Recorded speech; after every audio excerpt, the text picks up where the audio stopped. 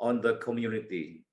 Sustainable development financing system, green taxonomy, issuance of SDG bond and green suku, IDX, ESG leader, Syariah ecosystem synergy, Indonesia Impact Fund, standard for sustainable development and better life, NNF, and also SDGs investor mapping are all examples of collaborative effort to assist the achievement of the SDGs.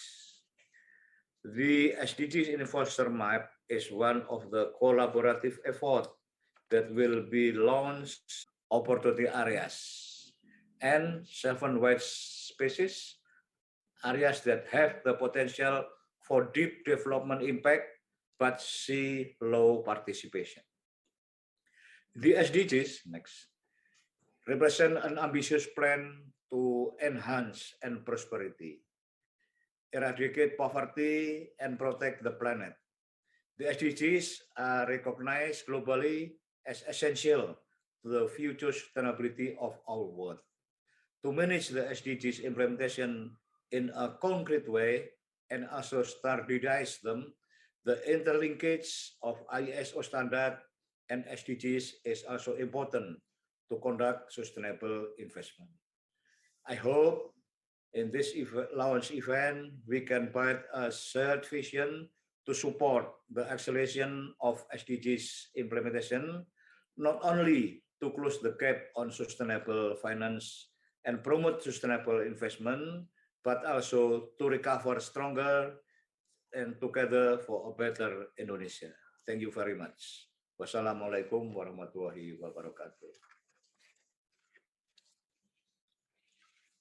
Yeah, Waalaikumsalam. Thank you, Mr. Arifin, for your keynote speech. And ladies and gentlemen, for the next keynote speech, we have Bapak Nurul Ikhwan, Deputy Minister for Investment Planning, Ministry of Investment. Please welcome Bapak Nurul Ikhwan.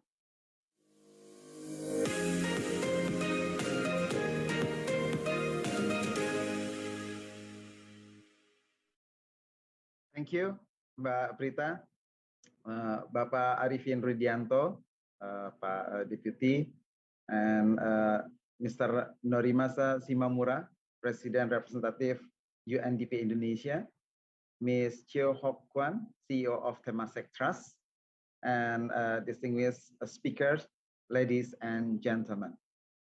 So it is such an honor for us from Ministry of Investment, BKPM, to be invited as a keynote speaker in the launch of event for the Indonesia SDGs Investor Map. I would like to extend very warm regards as well on behalf of the Minister of Investment, Bapak Bahlil Lahadalia, to all the speakers and participants. We wish that this pandemic could soon be over and we can all meet in person in the near future. We would also like to express our appreciations toward our counterpart, BAPPENAS, and also UNDP for actively involving us in the making process of this study. The result of this study has become a significant input for BKPM, especially on the national direct investment planning scope and promotional activities. Distinguished ladies and gentlemen, right before the COVID-19 pandemic began to spread in Indonesia in March 2020, Indonesia issued the National Medium-Term Development Plan, or RPJMN, 2020 to 2024, with a target for Indonesia's economic growth to be at an average of 5.7 to 6% per year. To achieve this target, the gross fixed capital formations, or GFCF, in 2022-2024 is required to reach 35.2 to 35.5 quadrillion rupiah, which includes the contributions of direct investment of around 17.7% or around 5.67 to 5.71 quadrillion rupiah. When the pandemic hit and the Indonesia economy experienced contractions, President Jokowi emphasized that investment and export of industrial products should be the driving force of the economy recovery. Therefore, the direct investment target for 2020 to 2024, which was previously targeted to increase by 47.3% from the 2015 to 2019 period, was later revised to at least increase to 57.2%. In addition to the increasing target, BKPM was also be in line with Indonesia's commitment to transforming the economy to become more sustainability. At the COP26 summit in Glasgow last November 2021, President Jokowi emphasized that Indonesia would contribute more quickly to achieve the global net zero carbon emissions target by 2060. This certainly become the basis for the further effort in increasing the direct investment realizations in Indonesia over the years to come. Following the development of the global climate crisis awareness, many countries in the world have subsequently established various carbon emissions reductions policies. The business community is also taking part in effort to implement a more sustainable business practice, among others, through international collaborations is the Climate Pledge, an ambitious commitment of more than 100 multinational companies to drastically reduce carbon emissions and achieve the net zero target by 2040 by conducting emissions reporting, decarbonizations, and carbon offsetting. Another example can be seen from the formations of the RE100 Alliance, which brings together more than 340 of the world's most influential companies to push for a transition target to 100% renewable electricity by 2040. In 2021, 45% of reported electricity consumptions by RE100 members is now renewable, up from 41% in the 2020 annual disclosures report. It shows how this kind of alliance really pushes their way toward sustainability. From the consumer side, there is also a trend of shifting demand toward carbon neutral products. Based on Global Consumer Confidence Survey conducted by Nielsen in 2017, 81% of global respondents feel strongly that companies should help improve the environment. These positions for corporate responsibility is shared across gender lines and generations. The majority, around 73% of consumers, say they would definitely or probably change their consumption habits to reduce their impact on the environment. The other interesting finding from this survey is how the consumers from the emerging markets, including Indonesia, have become the most enthusiastic consumers for company-driven environmentalism. Many of these customers are dealing with environment hazards in their everyday life. Therefore, it's no surprise that these consumers are more demanding of companies. Ladies and gentlemen, the global community trend toward the implementations of sustainable business practices will certainly have a significant effect on the direct investment in Indonesia.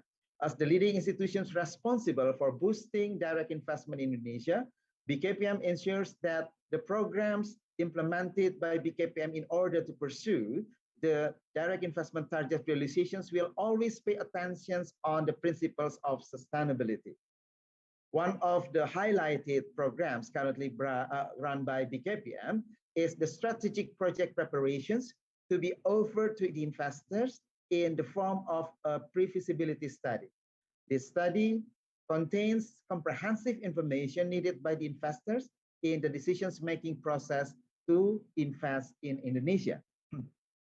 This program aims to eliminate various uncertainty factors often faced by the investors, even before stepping to the construction space, such as the clean and clear land status, availability of raw materials, and also workforce. Since its inception in 2020, this program has produced 47 pre-feasibility study for a national strategic project with a total project value of 151 trillion rupiahs spread across 33 provinces. Several investors have also shown their interest and are in the exploration stage with BKPM. Ladies and gentlemen, to show BKPM's seriousness in supporting the achievement of the SDGs, BKPM together with BAPPENAS identified the contributions of the 47 projects to the SDGs in a more detailed scope, down to the target and indicator levels. For example, the development of the Papua Sustainable Nutmeg Industry Project will be carried out on exploitations forest areas for timber extractions to support carbon capture and improve land quality. This action is in line with SDG 13, climate actions, and SDG 15, life on land. In addition, apart from relying on its own plantations, the demand for industrial raw materials will also be supplied for the local community. In order to convert the local involvement in the nutmeg economic activities, this strategy is in line with SDG 1, no poverty, and SDG 10, reduce inequality. Details support this also we could provide by this information that will be launched by tomorrow as well. And ladies and gentlemen, we have come to the end of my speech. And last but not least, I hope this event will give us a broader view, understanding of the potential scope and strategy to optimize investment contributions on SDGs target achievement. And we've been informed and discussed previously that this study is having also a kind of indications about interest coming from investor, especially in supporting of achievement of SDGs in the investment area. So that's why Ministry of Investment, BKPM, is having a huge interest on this study, and we would like to have also a kind of follow-up of this study. And because of that, I just would like also to inform you that the launchings of 47 projects that we have that will be done by tomorrow is also possible to be attended virtually by YouTube live streaming. And also, we would like also to humbly inform you that this is going to be launched by ministers and also attended by the ambassadors, the members of G20. So ladies and gentlemen, I would like to congratulate for the launching of this SDG Investor Map, and we are waiting for the next collaborations and implementations based on this study. Thank you. Wassalamualaikum warahmatullahi wabarakatuh. Thank you, Pak Nurul, for your keynote speech. Thank you. And please stay with us and open your camera, and let's take this opportunity to have a picture together. And I would like also to invite Mr. Nori, Ms. Cho, and also Bapak Rudi. Would you like to join with us? Open your camera and let's take this opportunity to have a picture together.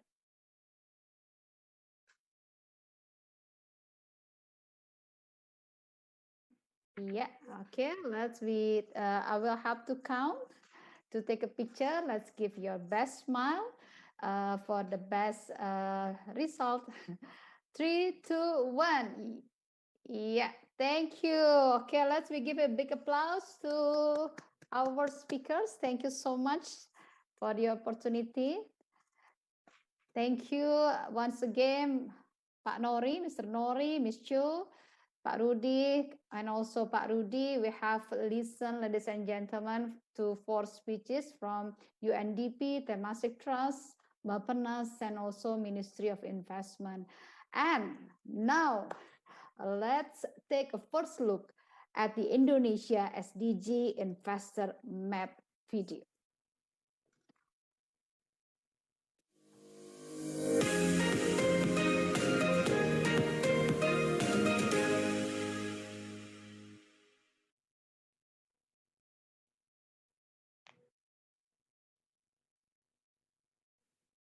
Yeah, ladies and gentlemen, we will take a look to the video of the Indonesia SDG Investor Map video.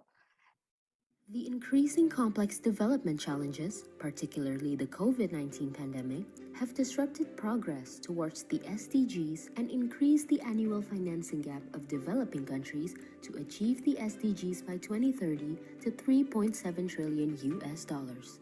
This is where the private sector can play a critical role to fill the funding gap, to mobilize more investment from the private sector and global private capital on SDG projects. Indonesia's Ministry of National Development Planning, Ministry of Investment, and UNDP Indonesia, supported by Temasek Trust, partnered to create the first ever SDG Investor Map for Indonesia. The SDG Investor Map's methodology is created by UNDP SDG Impact to generate country-level data and insights about SDG enabling investment themes and business models. The map has been developed through a consultative process with government, think tanks, enterprises, and over 45 leading impact and commercial investors to produce tangible market intelligence. The map explores implications of the identified investment themes on gender, climate, and how digital solutions can be optimized. Indonesia is the first Southeast Asian country to launch an SDG investor map, joining 18 other countries globally. Indonesia's SDG Investor Map has identified 6 enabling priority sectors, 13 subsectors, and 18 investment opportunity areas in Indonesia. The sectors are food and beverages, healthcare, education, renewable energy, infrastructure, and financial sector. SDG Investor Map, a smart solution for investors to identify SDG investment opportunities to create a more inclusive, prosperous, and just Indonesia. Yeah, let's give a big applause. Yeah, our distinguished guests, we are reaching the highlight of this event. We will listen to the presentation of Indonesia SDG Investor Map result.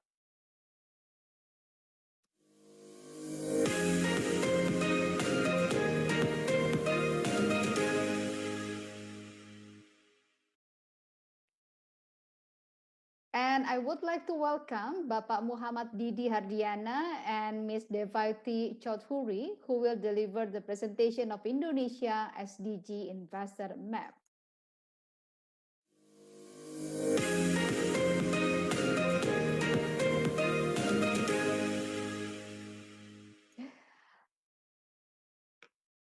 Ladies and gentlemen, firstly, let me introduce Bapak Muhammad Didi Hardiana. Mr. Didi started his career in UNDP in 2014, and he has more than 17 years of relevant working experience with development partners and also private sector in the area of sustainability, climate change, development finance, climate finance, and monitoring and reporting. In his current role, he leads the dynamic UNDP IF Lab team to collaborate with partners to unlock and leverage innovative solutions for financing the SDGs, such as through Islamic finance, blended finance, thematic bond, and impact investing. Welcome, Pak Didi. Yes, thank you so much, Mbak Prita. Selamat siang. Selamat siang. And wait a minute. And secondly, I would like to also introduce Ms. Devati Choudhury. Ms. Devati is the SDG Impact Specialist at the UNDP SDG Impact for the Asia Pacific region. She brings with her over 50 years of experience in operation, management, consulting, research, and M&E across development teams such as digital, inclusive finance, education, healthcare, agri-finance, and others, and advocate of using unified frameworks like the SDGs to create and communicate impact. Devotee focuses her time to work with UNDP country office teams, government stakeholders, and the private sector to build market intelligence to identify and activate SDG enabling investment opportunities.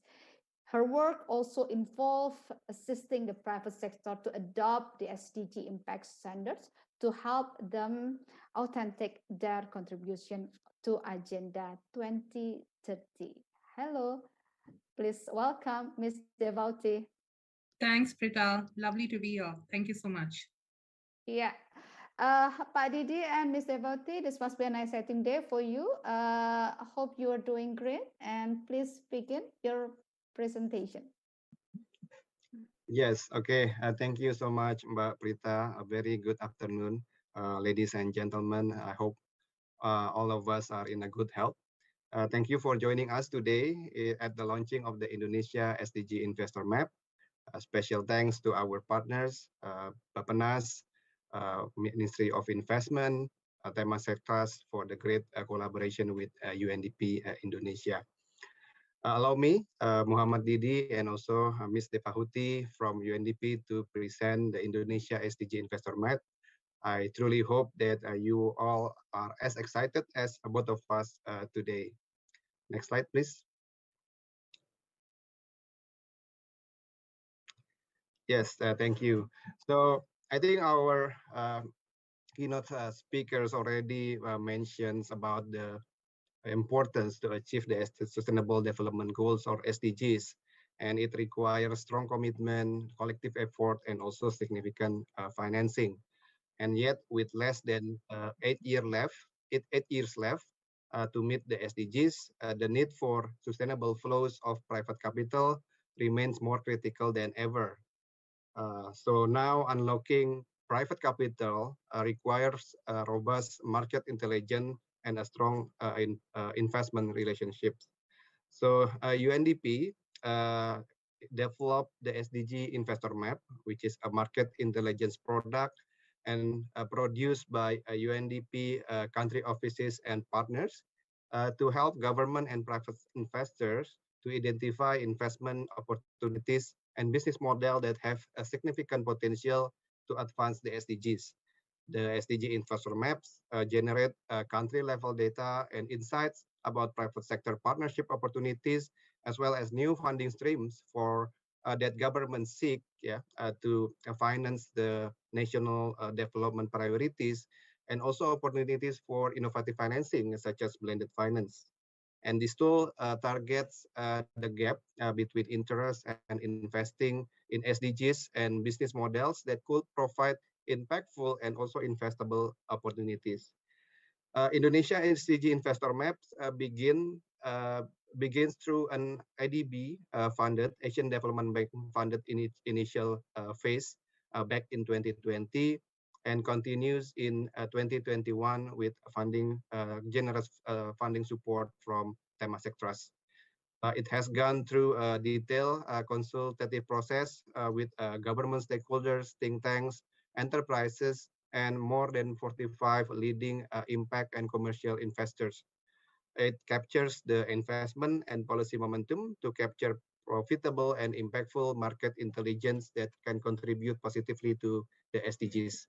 Next slide, please. So in UNDP, we also recognize that private sector is one of the key actors to achieve the SDGs in developing countries.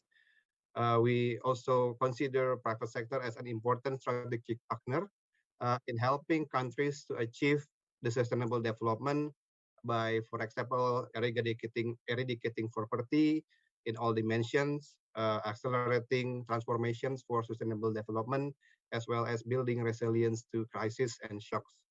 We work with companies from a variety of sectors, including water, energy, food and agriculture, healthcare, finance, and information and technology. UNDP envisions that by 2030, about 1 trillion of private capital will be unlocked, and the number of businesses of all sizes will align their strategies and operations with the SDGs. And this amount can be achieved through alignment of socially responsible investment and corporate venture activities, and also deployment of capital into innovative instruments such as blended finance to leverage private sector investment. And for UNDP Indonesia, we have partnered with private sectors, including business councils, corporations, financial institutions, and small medium enterprises through various initiatives to support the national development priorities as well as the SDGs. In this occasion, I would like to maybe highlight two of our key initiatives, which are Business and Human Rights and Innovative Financing Lab. So the first one, the Business and Human Rights, is a regional program aims at supporting the implementation of the UN guiding principles on business and human rights. And since last year, UNDP has been supporting the government of Indonesia in formulating the national strategy on business and human rights, as well as providing several trainings to businesses, private sector on human rights, due diligence, and the UN guiding principle. The second initiative is Innovative Financing Lab, which turns to be also the units that I lead in UNDP Indonesia. This was established in 2018 with the aims to become a collaborative space to work with the relevant stakeholders to explore and also co-design innovative solutions to finance the SDGs in Indonesia. We have been working with the government to support and strengthen the planning and budgeting mechanism, and also supporting the development of innovative financing instruments such as green sukuk, SDG bond, and carbon tax.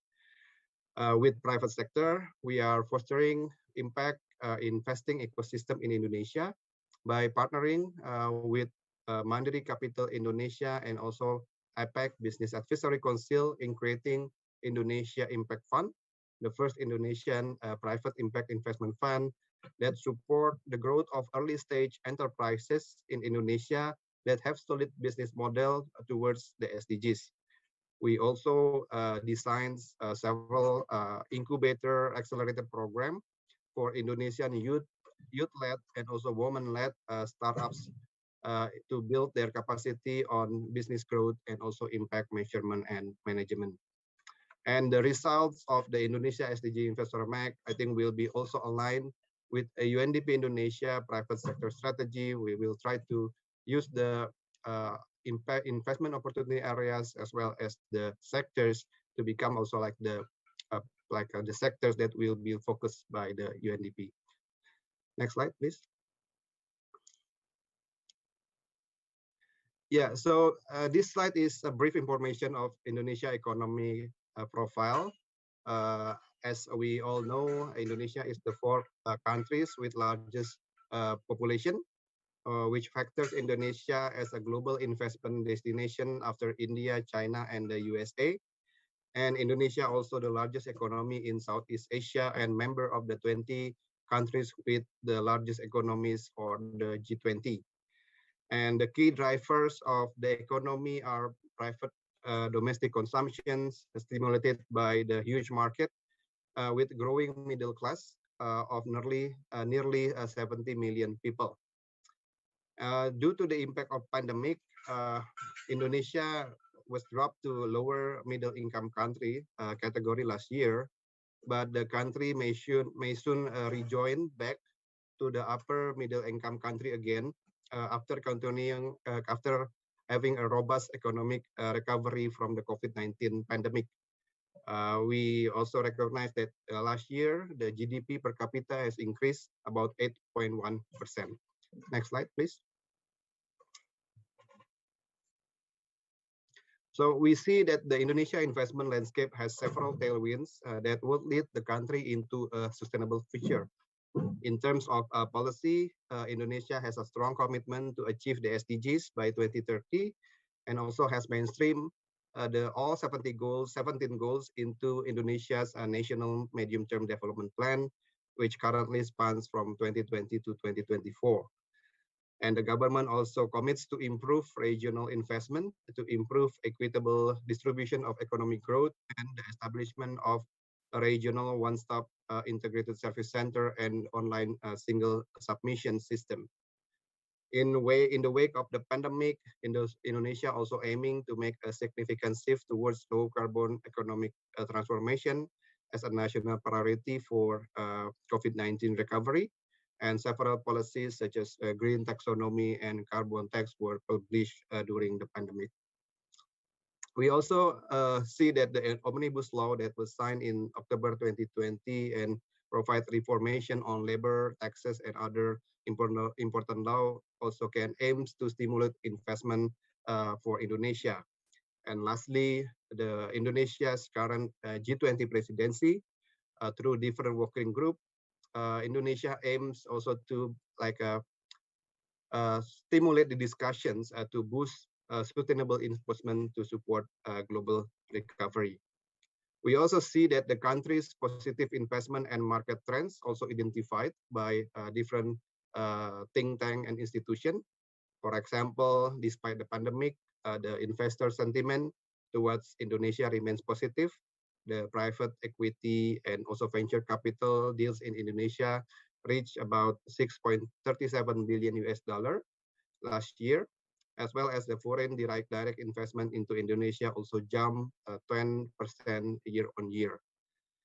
And maybe about forward looking, we also see that with the average growth, this is also mentioned by Pak Nurul, that with the increased average growth target in Indonesia, the country is targeting to become a high income country by 2036, and also the world's fifth largest economy by 2045. And considering also related to the consumer market, Indonesia is estimated will have about 200 million consumers by 2030, and make it Indonesia become the fourth largest consumer market in the world, as well as also becoming the fastest growing internet economies in the Southeast Asia. So this is just maybe a brief background of like the UNDP intervention with private sector, and then also the investment landscape and country profile. And for the next slide, I will invite my colleague Deva Huti, who will present the findings of Indonesia SDG Investor Map. Over to you, Deva Huti. Thank you so much, Mas Didi, and very proud to sort of have this opportunity to discuss and share the findings from the SDG Investor Map for Indonesia. So just to give you an idea on how big this movement is really across the globe, we've already done 19 such maps, Indonesia included, and 22 are in progress. And a lot of activity, as you can see on this map, in the APAC region, where several maps are being created as we speak. And just in the ASEAN, we plan to cover all the remaining countries within this year and early next year. So before I begin and before I really delve into the information for Indonesia that we've collected and that we want to share with you today, I want to speak a little bit about the methodology. I'll not go into a lot of detail, but really at the heart of our methodology and at the heart of our process is really to find the intersection between the policy momentum in a particular country context, in our case, of course, for Indonesia, the development needs for a particular country context, which of course is framed by the SDGs. And third, the private sector participation, both in terms of potential as well as interest. And between these three layers of analysis is where we try and identify the investment opportunity areas. And as you can see, it's a highly consultative process. For Indonesia, we have conducted nearly 45 plus structured discussions and bilateral conversations with public and private sector stakeholders to arrive at the 18 investment opportunity areas that I'll shortly take you through. At the same time, what we've also done is highlight white spaces, and these are areas which have significant potential for development impact, but need certain policy considerations or alternative streams of financing, such as blended finance mechanisms, in order to scale and in order to reach where these business models are actually required from an SDG standpoint. And as we went through this process, these are the sectors that really emerged, and you can also see some of the subsectors. What I really want you to take away from this slide is how we mapped, the relevant SDGs that are impacted by investments coming into these sectors. And at the same time, the fact that most of the SDGs and the way the SDG framework is laid out are highly interconnected. So even if there are investments, for instance, going into food and beverage, while the direct impact would be on SDG 2, which looks at zero hunger, but there are also cascading impacts on other SDGs, as you will find on our published SDG Investor Map. One of the things that I would also like to highlight here is that the process was not easy. As we went through the process of looking at the intersection between the three layers of analysis that I spoke about before, we came up with a long list of almost 40 plus investment themes, which again went through a rigorous process of bilateral conversations, research, and analysis, which then brought us to the 18 investment opportunity areas that we discussed today. At the same time, what I would like to also highlight here is the importance that we have on gender and marginalization, on technology and communications, and climate as not as standalone or vertical themes, but as themes that were explored for every sector, subsector, and investment themes as horizontal, as underpinning to the crux of the process that we followed for arriving at these investment opportunities. So what are these investment opportunities that we found for Indonesia? Here you see the 6 sectors that we shortlisted. And for them, we were able to shortlist 13 subsectors, 18 investment opportunity areas, and 7 white spaces.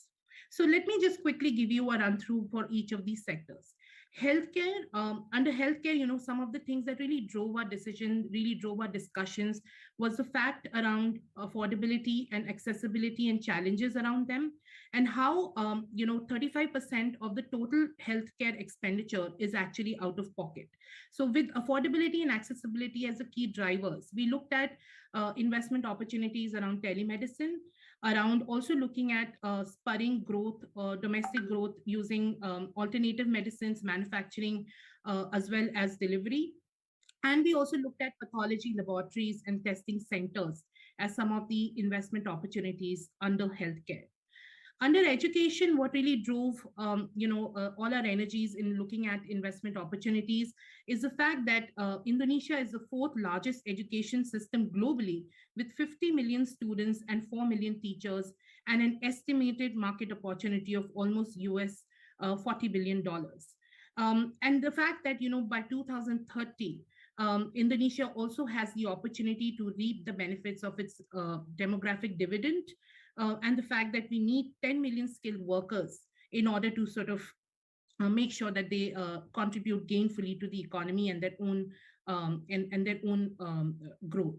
So within education, we therefore looked at K-12 education and how do we sort of leverage digital platforms in order to push that, as well as skill development facilities for K-12, as well as for professional workers, and also looking at building some of these soft skills and skills around computer technologies and the like that can really help them gain 21st century skills and participate gainfully as a workforce. Within infrastructure, we were driven by the policy momentum around looking at affordable housing development, and also focusing on significant focus being on climate resilient housing that can also reduce the risk of displacement and challenges that come with it, especially for women and children. We also wanted to look at business models and opportunities that drive the government of Indonesia's priority to reduce waste by 30% and to manage 100% of its waste by 2025.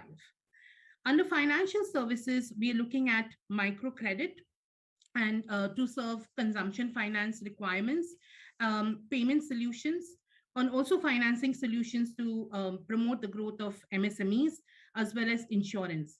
And one of the big factors that really drove financial services, and Indonesia is anyway a vibrant market for it, is the fact that MSMEs constitute 97% of the total workforce, and they are also one of the segments that have been suffered the most because of the pandemic.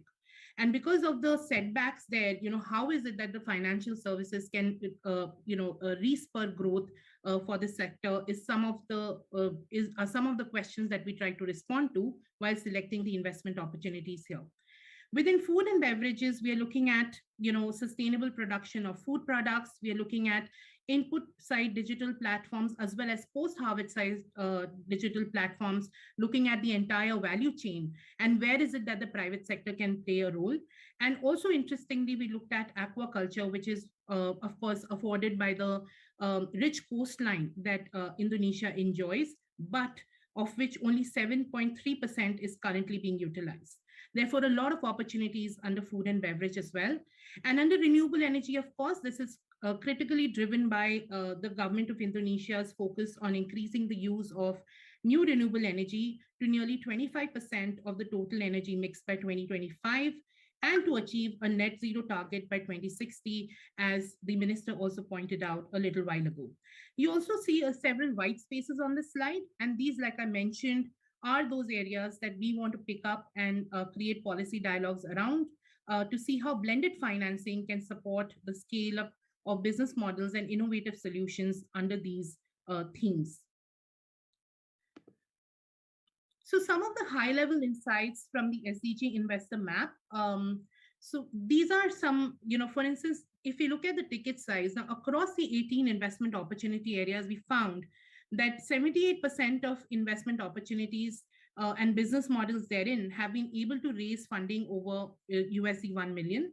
This, of course, comes with a caveat that, this depends, irrespective of asset class. This also depends on at what stage these business models are. Are these at seed stage, growth stage, or have they matured and have scaled to a significant proportion? Then we have also seen that the majority of these IOAs or investment themes are in the spaces of education, healthcare, financial services, and renewable energy. Now, if you would move your attention to the graph in the middle of the slide, we also saw that in terms of investment timeframes, 50% of the investment opportunities have a gestation period of 5 to 15 years, which means they are about medium-term investment timeframe. And we also saw that the investment opportunities under education and financial services typically have a short to medium-term investment gestation period, while those under healthcare sector have a medium to long-term gestation period. And finally, on the right side of this slide, you will see that we found that we've used, as part of our analysis, a strong impact framework, because after all, it is an SDG investor map. So we were able to classify each of our investment themes under the buckets of whether they are able to just act to avoid harm, or are they actually able to benefit stakeholders, or are they actually able to contribute to solutions. So we found that 10 IOAs, and mostly under education, infrastructure, and renewable energy, fall under category B, which is where they're benefiting stakeholders. And then there are 8 investment opportunities specifically under financial sector, and majority of those under agriculture that fall under category C, where they're significantly contributing to solutions and moving the needle on the SDGs. And I did, tell you about the fact that we looked at digitalization as one of the underpinning themes. And we found that 11 of the 18 investment themes use digital technologies and have the potential to offer affordable and accessible solutions. And these were mostly in the sectors of financial services, education, gender, healthcare, and agriculture.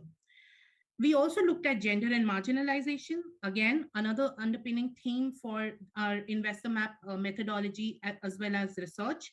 And we see that the map raises key concerns from a gender and marginalization perspective for each of the investment themes, and something that investors and businesses could possibly solve for. Some of the examples that we saw was, for instance, under waste management, how investing in waste management solutions can actually offer dignified livelihood options to waste workers, of which 63% are women. Under healthcare, we saw that investing in business models that offer last mile services to address challenges can actually look at reducing rates around maternal mortality, and also provide quality healthcare and information services to adolescent mothers. Under agriculture, we saw that investing in business models can address persistent under 5 malnutrition rates that are higher by 50% for children from the poorest quintile of the population, when compared to the richest quintile. And also the fact that, these business models can invest in smallholder farmers, and to recognize that 40% of such farmers in Indonesia are women.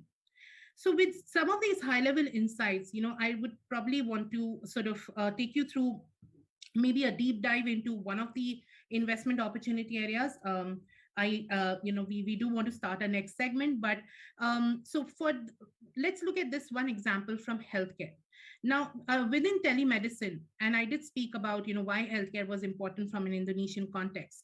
Now, within telemedicine, the business model that we were looking at is how investors could invest in B2C or business to consumers aggregated health tech platforms that offer last mile connectivity with licensed doctors and healthcare professionals, certified partner pharmacies through medical delivery service, and licensed medical laboratory services, which is essentially offering home testing and sample collection services at your doorstep.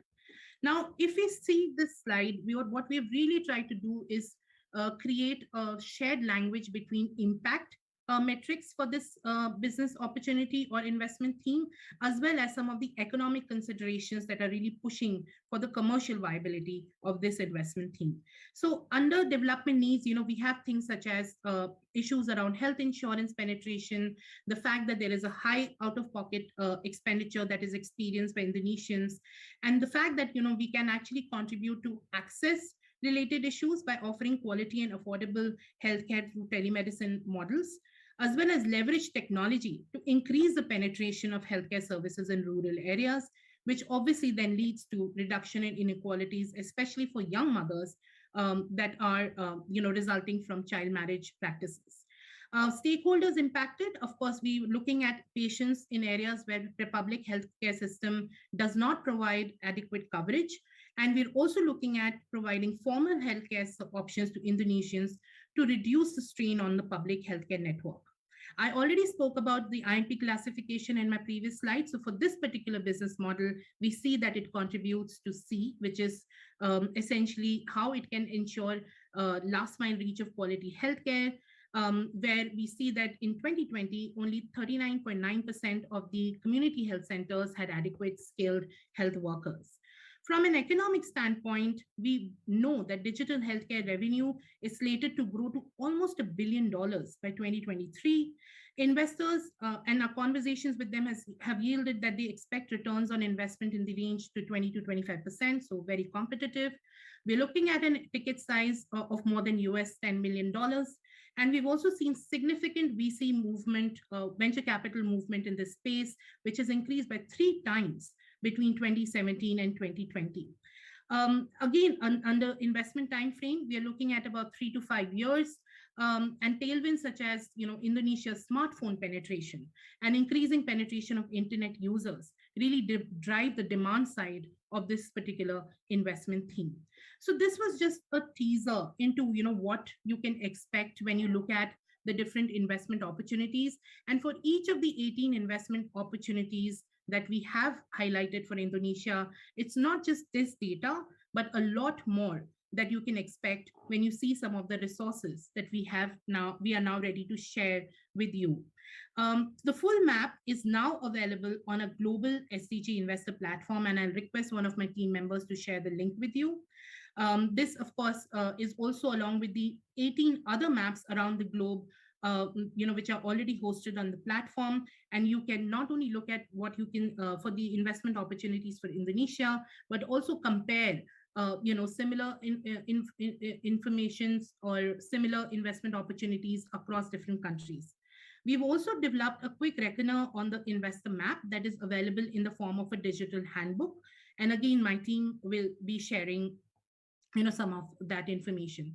And before I end my presentation, I would really like to thank the team, because this has been a Herculean sort of effort. So our team of consultants, Luhur Fahar, Ritika Mehrotra, as well as our team from UNDP, Rania Albright, Kalila Vibo, and Agnya Dima Rochmavati, under the able leadership of Mohammed Didi, who you just heard a little while ago, have made sure that with the with doggedness and with persistence, they've been able to complete this project, and we really look to action the rest of it.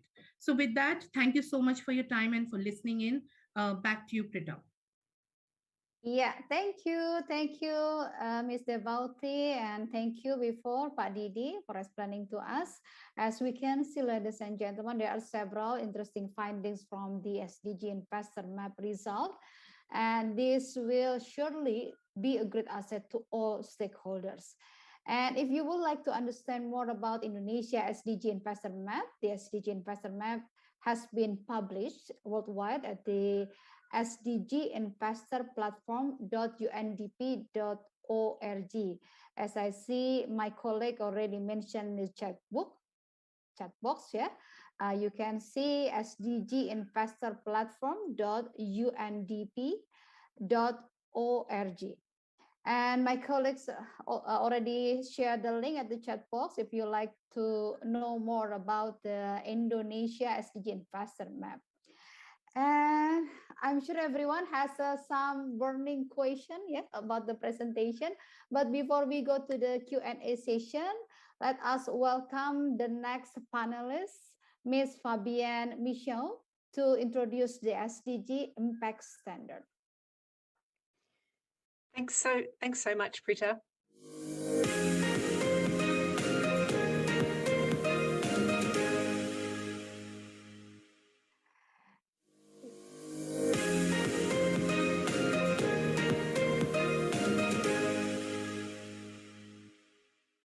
Yeah, Ms. Fabienne, allow me to introduce you first.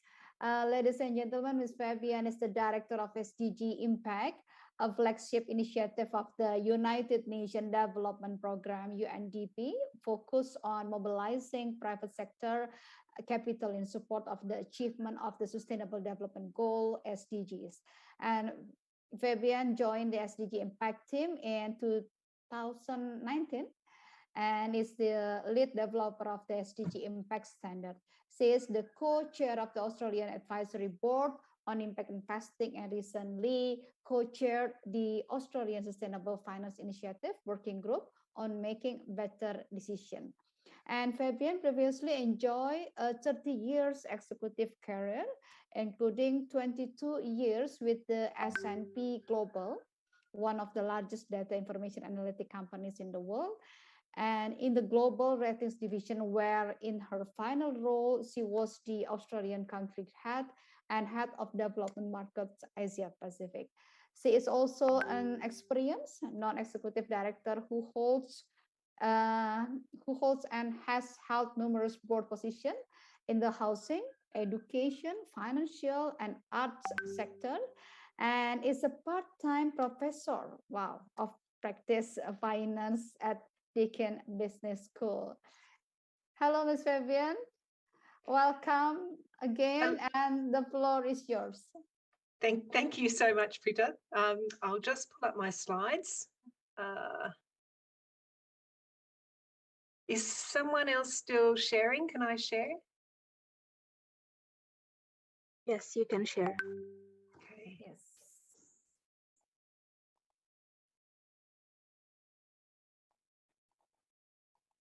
Okay. I'm trying to, there it is. Give me one moment. Sorry for that.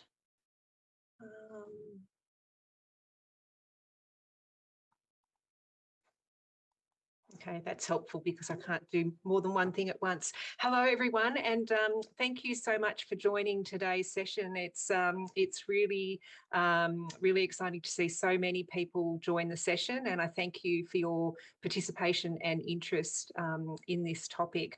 I'd also like to thank Temasek for their partnership with SDG Impact and UNDP Indonesia on this particular venture, but also more broadly for their partnership in ASEAN with us. I'd also like to acknowledge the Ministry of Planning and Development, BAPPENAS, and Ministry of Investment, BKBM, PM, for their endorsement as well.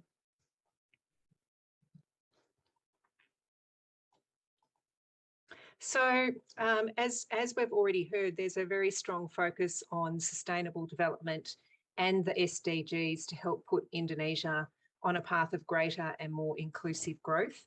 But despite significant progress, challenges remain. And as we've heard from several of the speakers today, achieving the SDGs really requires collaboration and partnership across all sectors, public and private. And private sector capital will be key to pushing investment into SDG enabling sectors and reversing the impact of the pandemic. I think the SDGs are already very well integrated into the public sector process, both through the INFF process, the Integrated National Financing Framework for the Sustainable Development Goals that the government is working on, which really looks for the opportunities to connect public sector and private sector capital towards sustainable development and achieving the SDGs. I think from the perspective of the private sector, it's also important to look at the drivers about why sustainability is becoming a more important consideration for businesses and investors. So increasingly, sustainability is a major disruptor for businesses and investors and a core capability to adapt to the potential impact of global megatrends and create a more sustainable and resilient future and value for stakeholders, including shareholders in the future.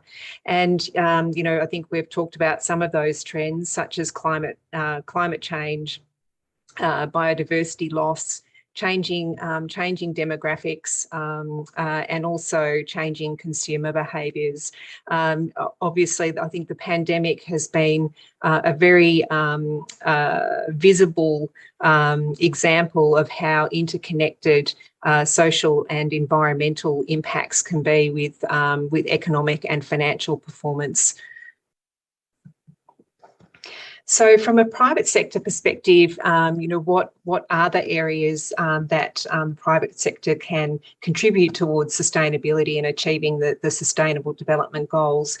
And as we've heard from Devahuti, there's obviously an opportunity to invest in a very targeted way in investment opportunities that help to close the gap on very specific SDG challenges and create solutions. So really looking at those areas to develop products and services and solutions that benefit stakeholders, but also with very much a specific focus on unserved or underserved markets that could lead to new customers and opportunities, market opportunities in the future. And, with creating solutions really from a private sector perspective, a strong focus on innovation. There's also the opportunity for behind that to really operate more sustainably across all business and investment decision making and activities. So, really looking to avoid or significantly reduce negative impacts that our current investment and business activities may be having, and use our increasingly scarce resources more efficiently. I tend to sort of think about this aspect as really looking to make sure that we're not seeding the future problems that are going to need solutions down the track. And I think both are important in terms of system change towards a more sustainable future for us all. So with that in mind, the UNDP SDG Impact Initiative was established nearly 3 years ago now, shortly after the UNDP established its Sustainable Finance Hub, which this initiative sits in. And it was established to really help to focus on private sector activation around the Sustainable Development Goals and to help businesses and investors embed sustainability and the Sustainable Development Goals at the core of their management systems and decision making, and direct capital to where it can make the most difference to people and planet. So there's two main areas that we focus on within SDG Impact. The first you've heard about today with Devahuti and Didi giving the presentation around the SDG Investor Map for Indonesia. So really providing data and insights to increase financial flows to the SDGs and directing capital to where it can make the most difference. So the SDG Investor Maps are very much at the heart of that, making that information accessible on the investor platform, and also looking for opportunities to extend even further through policy dialogues and stakeholder convenings to drive the cross-sector collaboration that's required, and also look for additional opportunities at a policy level that can support crowding in more private sector capital in key areas that can have a significant development impact.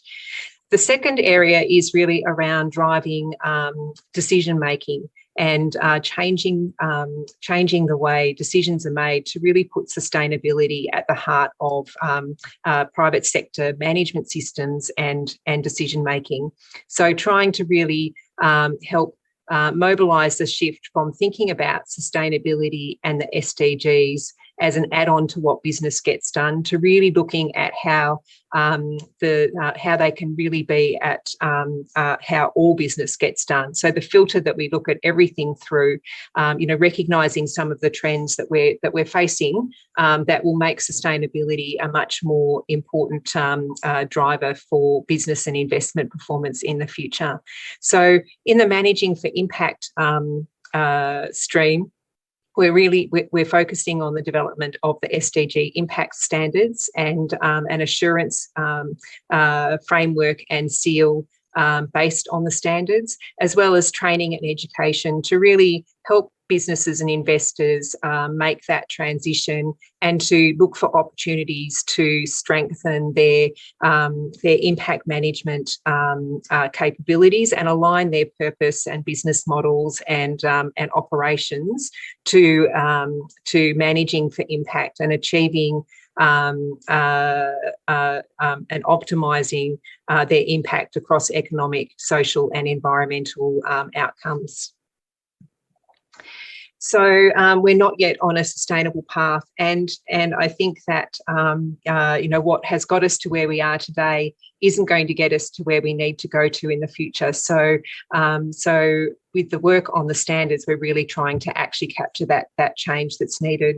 I think that one of the other things that I should have mentioned here is just the links between the investor maps and the standards. So the investor maps really provide market intelligence around investment opportunity areas and business models that the private sector can invest in, and I think that they can provide a really strong input for organisations that might be looking to start working with the standards or implementing the standards to help really identify areas that they might want to focus on in terms of their impact strategy and business models going forward. So for us, this work isn't completely isolated streams. We're looking at it in a very interconnected way. And while SDG Impact is very much focused on activation in the private sector, we also are looking for those opportunities to leverage UNDP's core strength and strengths in terms of its on-the-ground presence and relationships with policymakers and governments to also connect this back into policy discussions and really bring all of that together. So to achieve the SDGs and put the world on a more sustainable path, in our view, and underpinning the development of the standards is really a belief that we need a transformational shift in mindset and management decision making. So the standards have been designed to really help organisations, businesses and investors put sustainability at the core of their business and investment decision making. The standards have been designed to really provide, a framework for achieving best practice, recognising that that's not where we're at today. So there isn't an expectation that businesses and investors are meeting all of the standards today, but we felt it was important to actually show where we were trying to head to and what sustainable management decision-making would look like that is actually consistent with achieving the Sustainable Development Goals. And one of the analogies I like to use here is about rockets on their way to the moon, which you may have worked out from the slide. Many years ago, I heard a statistic from an astronaut that rocket ships on their way to the moon only spend about 3% of their time actually on course. So they're constantly looking out at the moon and adjusting their course so that they get to their final destination. And the important thing being there that you need to know your direction of travel and where you're trying to get to. So that's really why we chose to take a more transformational approach in terms of the standards and set out best practice and really focus with the assurance system on setting minimum requirements based on the standards, but focusing more on the change over time and progression towards more sustainable practices. So to date, we've developed 4 sets of standards, one in collaboration with the OECD. So as I mentioned before, the SDG Impact standards themselves really focus on private sector activation. So we have 3 sets for enterprises, bond issuers and private equity funds. And we also collaborated with OECD to develop the impact standards for financing sustainable development. And that set of standards is really focused and targeted more towards countries, so developed countries with donor capital, and for them to use with their private sector partners in activating that development capital for sustainable development outcomes. The standards, as I said, focus on internal decision-making and management. The foundation of the standards is really that to operate sustainably and contribute positively to the SDGs, that can't be achieved without demonstrating respect for planetary boundaries, human rights, and other responsible business practices, and that it's realised through effective impact management and decision-making. The link between these standards and external reporting and disclosure, in our view, good practice and internal decision-making will lead to better reporting and disclosure, and in large precedes the external reporting and disclosure. So, reporting is, there's a lot of focus on reporting for sustainability and ESG at the moment. And it is very important and necessary, but it's not sufficient to really drive the change we need to see. We also need to see a change in decision-making up front in terms of rather than aligning reporting with the SDGs and what organisations have already done differently, really focusing on using the SDGs to drive different decisions and allocation of capital to where it can create the most optimal outcomes and impact. So this slide just gives an indication of where the SDG Impact standards sit relative to a very busy landscape of principles, standards, and various other tools and frameworks. So there's a number of principles frameworks that exist, including, from an investment perspective, the operating principles for impact management and various other frameworks. The standards in the middle there really focus on translating a lot of those principles of practice that exist into more I guess, actionable and operationalising those principles into practice from an internal decision-making perspective. I would say that they go further. They encompass a lot of the principles of practice, but go further than those principles of practice to try and fill gaps that we identified that we think are missing at the moment and undermining progress towards the Sustainable Development Goals. And then on the right-hand side, there's a number of frameworks that focus on performance. So either individual performance of organisations, or in the case of World Benchmarking Alliance, looking at benchmarking performance across different organisations. So that's where they sit relative to the landscape. And, you know, in terms of starting this work, we came at this work through our involvement with the IMP, the Impact Management Project structured network group of standard setters. And the focus on internal management decision-making was identified as a gap in a lot of the work that those members were doing, and hence our focus on that in the last couple of years. In our view, the standards can really be used to drive change across the whole system and can be used by different actors in a variety of ways to really start aligning the language and approach for integrating impact into decision-making across the whole system.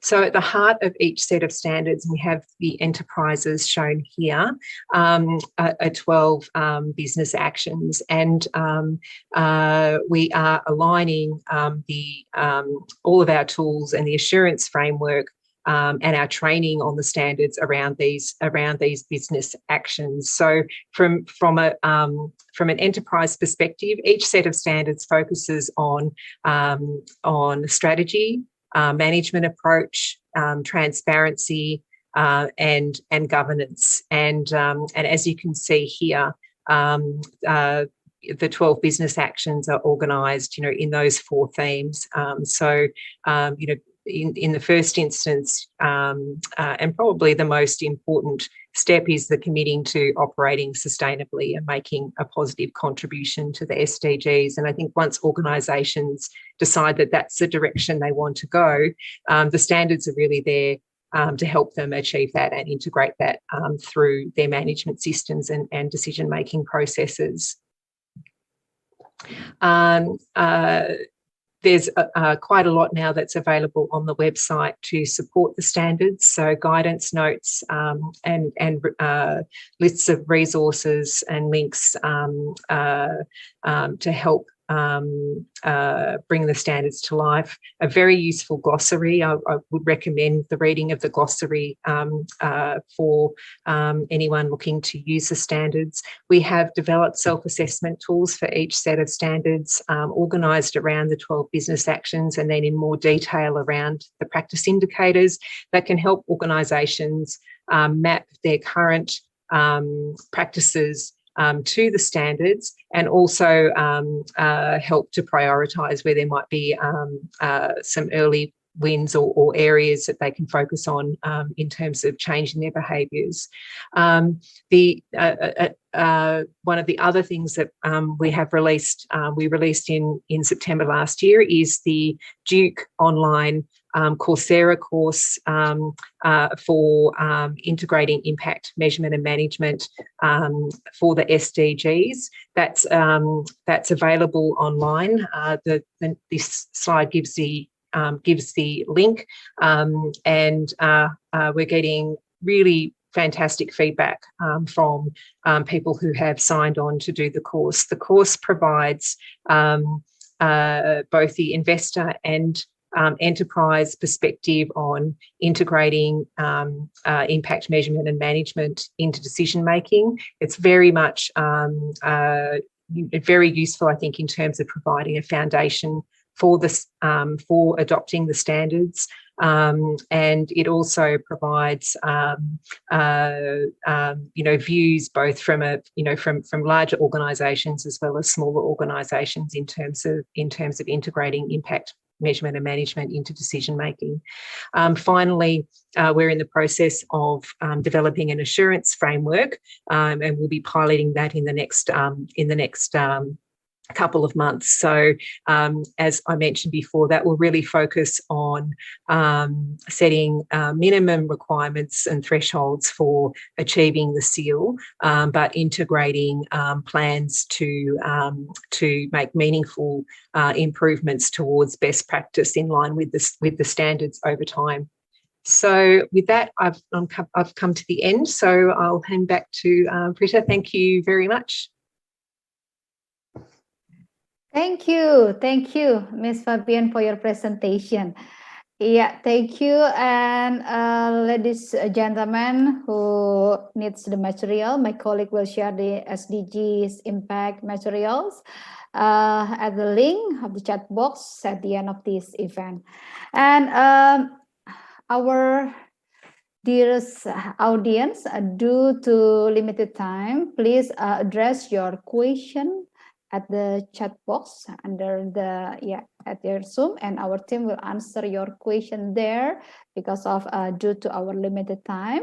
And now we will move to the next agenda, which is the agenda is the fireside chat on investment ecosystem. And we will have 4 amazing panelists here. The first panelist is Ibu Dini Indrawati Septiani, Indonesia Country Director at ASEAN Venture Philanthropy Network, or AFPN. AFPN is a leading ecosystem builder based in Singapore that dedicated increasing the flow of capital into the social sector and ensuring that resources are most effectively deployed in Asia. She has more than 21 years experience in financial, social entrepreneurs and NGO in Japan, Indonesia, and also Singapore, which has equipped her with a unique set of skills and perspective that helps her responsibility as the country director to lead the development of Indonesia's social investment ecosystem of AFPN Indonesia, and also the growth of AFPN Indonesia with quality of network from corporation, venture capitals, and other important stakeholders. And our second panelist is Ms. Virginia Tan, founding partner and CEO of Teja Ventures, the first gender lens VC fund for emerging Asia that targets early stage technology companies for the she economy. As a pioneer thought leader for gender and technology in Asia, she founded She Love Technotech, the world's largest startup competition for women and technology across about 30 international locations, as well as founded Lean in China, one of China's leading nonprofit platform that support the goal and aspiration of Chinese women, with over 100,000 members across 25 cities and 100 universities in China. And our third panelist is Bapak Joshua Agusta, current Director of Venture Funds, Mandiri Capital Indonesia, and also partner at Indonesia Impact Fund. He is responsible for leading fundraising and investment operation of Mandiri Capital new venture fund vehicles, and is responsible for managing more than $300 million in asset under management. Prior to Mandiri Capital, Pak Joshua was the Vice President of Investment in MDI Ventures, corporate VC arm of Telkom Indonesia, where he led the investment department and managed to achieve a track record of 9 exits in 6 years of fund life, as well as sourced 3 unicorns, startup with valuation greater than $1 billion. And Joshua holds a bachelor degree on economics from University of Indonesia and was inducted into Forbes Asia 30 Under 30 2021 in finance venture capital category. And last but not least, Bapak Indra Darmawan, Senior Economic Advisor for the Minister of Investment. Previously, he was the Director in charge of promotion, deregulation, licensing, standardization, and regional cooperation. Prior to the Ministry of Investment, he worked at the Ministry of National Development Planning, handling regional sector planning, natural resources, and the environment. Mr. Indra has completed doctoral education in economics at Flinders University, Australia, and a Master of Science from London School of Economics, UK, and attended executive education at Harvard University. And please welcome Ms. Dini Indrawati Septiani, Indonesia Country Director at Asian Venture Philanthropy Network.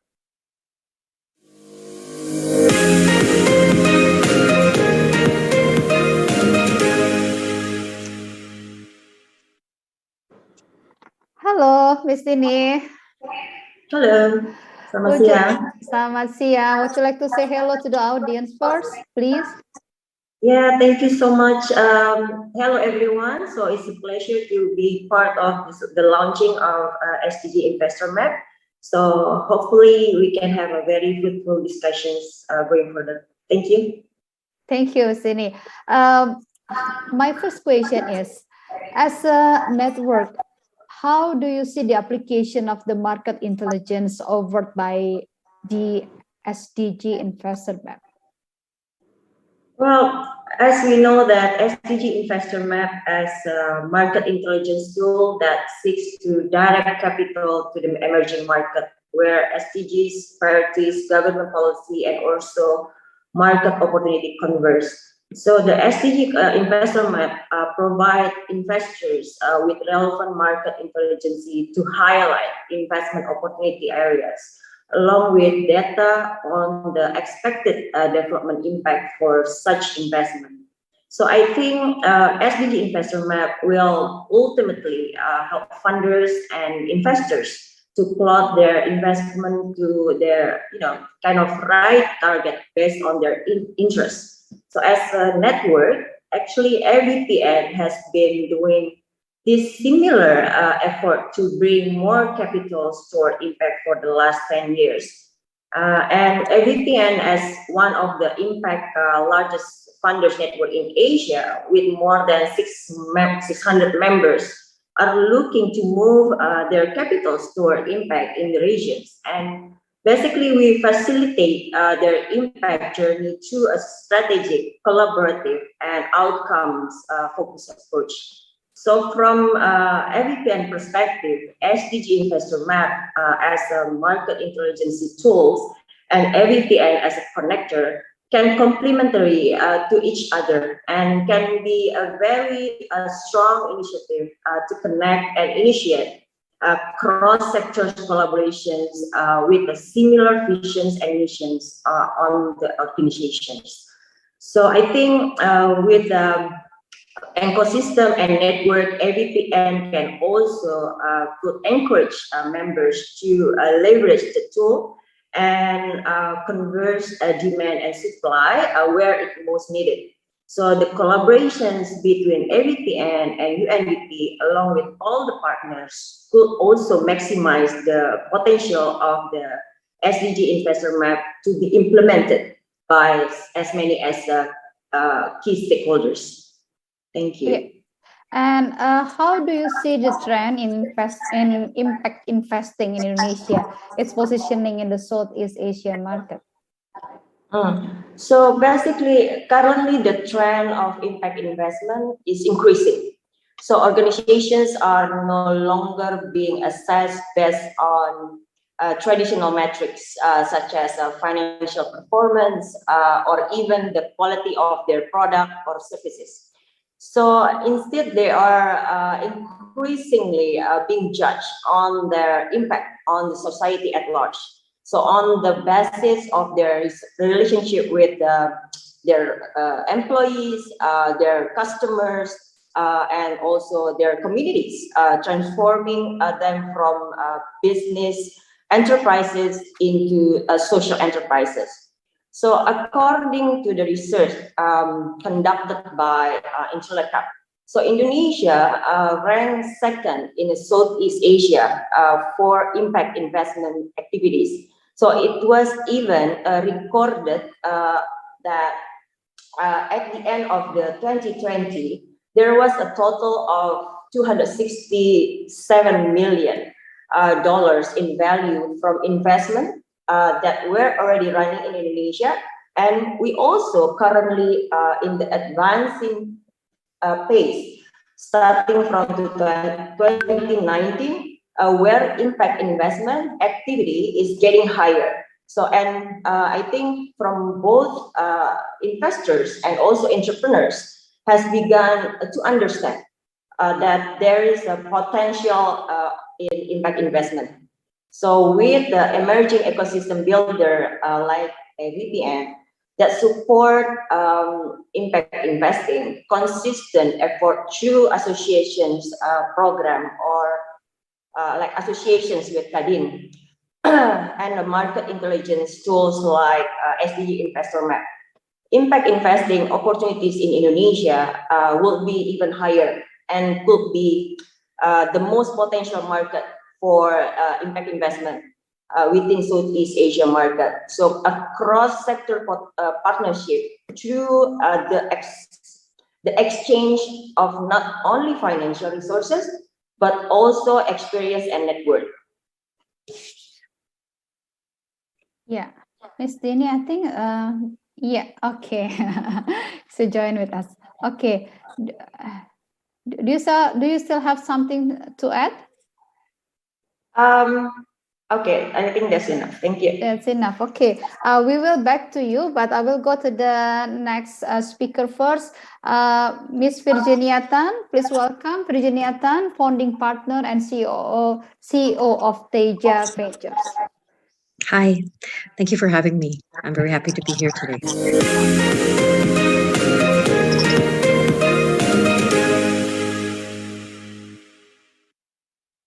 Yeah, I'm sorry. Ms. Virginia Tan, would you like to say hello to the audience first? Sure. Can you hear me? Yes, we can hear you clearly. Thank you, Prita, for having me here today. I'm delighted to join the launch of the Indonesia SDG Investor Map. My name is Virginia. I'm founder of Teja Ventures, which is Asia's first gender lens venture capital fund. We're on our second fund now. Our first fund was focused on technology for the she economy, and our second fund is focused on the future of consumption, for emerging Asia, in particular, impactful consumption, which can make our lives better. I'm so happy to share a bit more today about how we, integrate SDGs into the way we invest. Yes, please do by answering the question. What do you think? What is the importance of gender lens investing based on your experience? Sure. I think at Teja Ventures, we've always seen women as economic drivers. We are a consumer technology focused fund. So why I actually started Teja's first fund is because I realized that women were not only market makers. When it came to many, many categories of core consumption, they were also first adopters of new consumption trends, and especially digital consumption trends. So our thesis for our first fund is that, we saw women as, first of all, the majority of consumers. We also saw women as, driving online traffic. And we saw women very, very often on the other side of the table as actually the mobile workforce when you're looking at sellers, resellers, etc. So we found, a lot of this space is really interesting. When we applied this thesis of women as economic drivers, it led us actually to the verticals that we started to invest in. We started to invest a lot in food, in the future of food. We started to invest in a lot in the future of retail, right? The digitalization of FMCG supply chains. One of my first companies actually was here in Indonesia, and together with, digital finance, etc. And then we also started to invest in the third part, which is what we see, digital health and wellness, whether it was mental health companies, women's health companies, digital pharmacies, so on and so forth. And as you can tell, a lot of these verticals actually very nicely have SDGs integrated in them. And we realized that women as market makers, it wasn't was a lot more than social. It was actually, it is just good business. It made a lot of these companies actually a lot more successful. And women are actually a lot more viral, when they consume. And the second thing we saw is that when you empower women as market makers, they are also often conduits for consumer behavior change. And they're also often conduits for impact. So we saw women as drivers for example, more healthy eating, more plant-based food. We saw women as drivers for more sustainable consumption. They're willing to pay more, get their households to buy it, to go green. We saw that a lot. So they were both, drivers. And then on the other hand, they were also beneficiaries, right? Because we saw the majority of people in social commerce, for example, were also women, micro entrepreneurs, so on and so forth. Same with teachers, right? In tech companies, so that was what we saw as the power of a she economy. And now, we were starting to see that having a gender lens to us, it's just about good investing. It's no longer just about the focus on a woman or many women. It's about actually what makes companies successful. Yeah, interesting. Women not just market markers, but also economic driver and social change driver. Interesting. And how do you, do you see material impact of gender that highlighted investment team from the map might have? I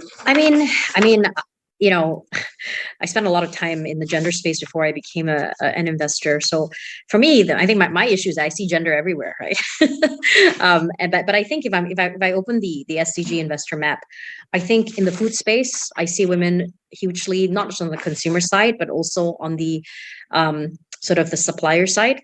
In healthcare, hugely, again, hugely on the consumer side, but also on the healthcare worker side. For example, we invest in digital pharmacies, right? The majority of pharmacists, for example, are women.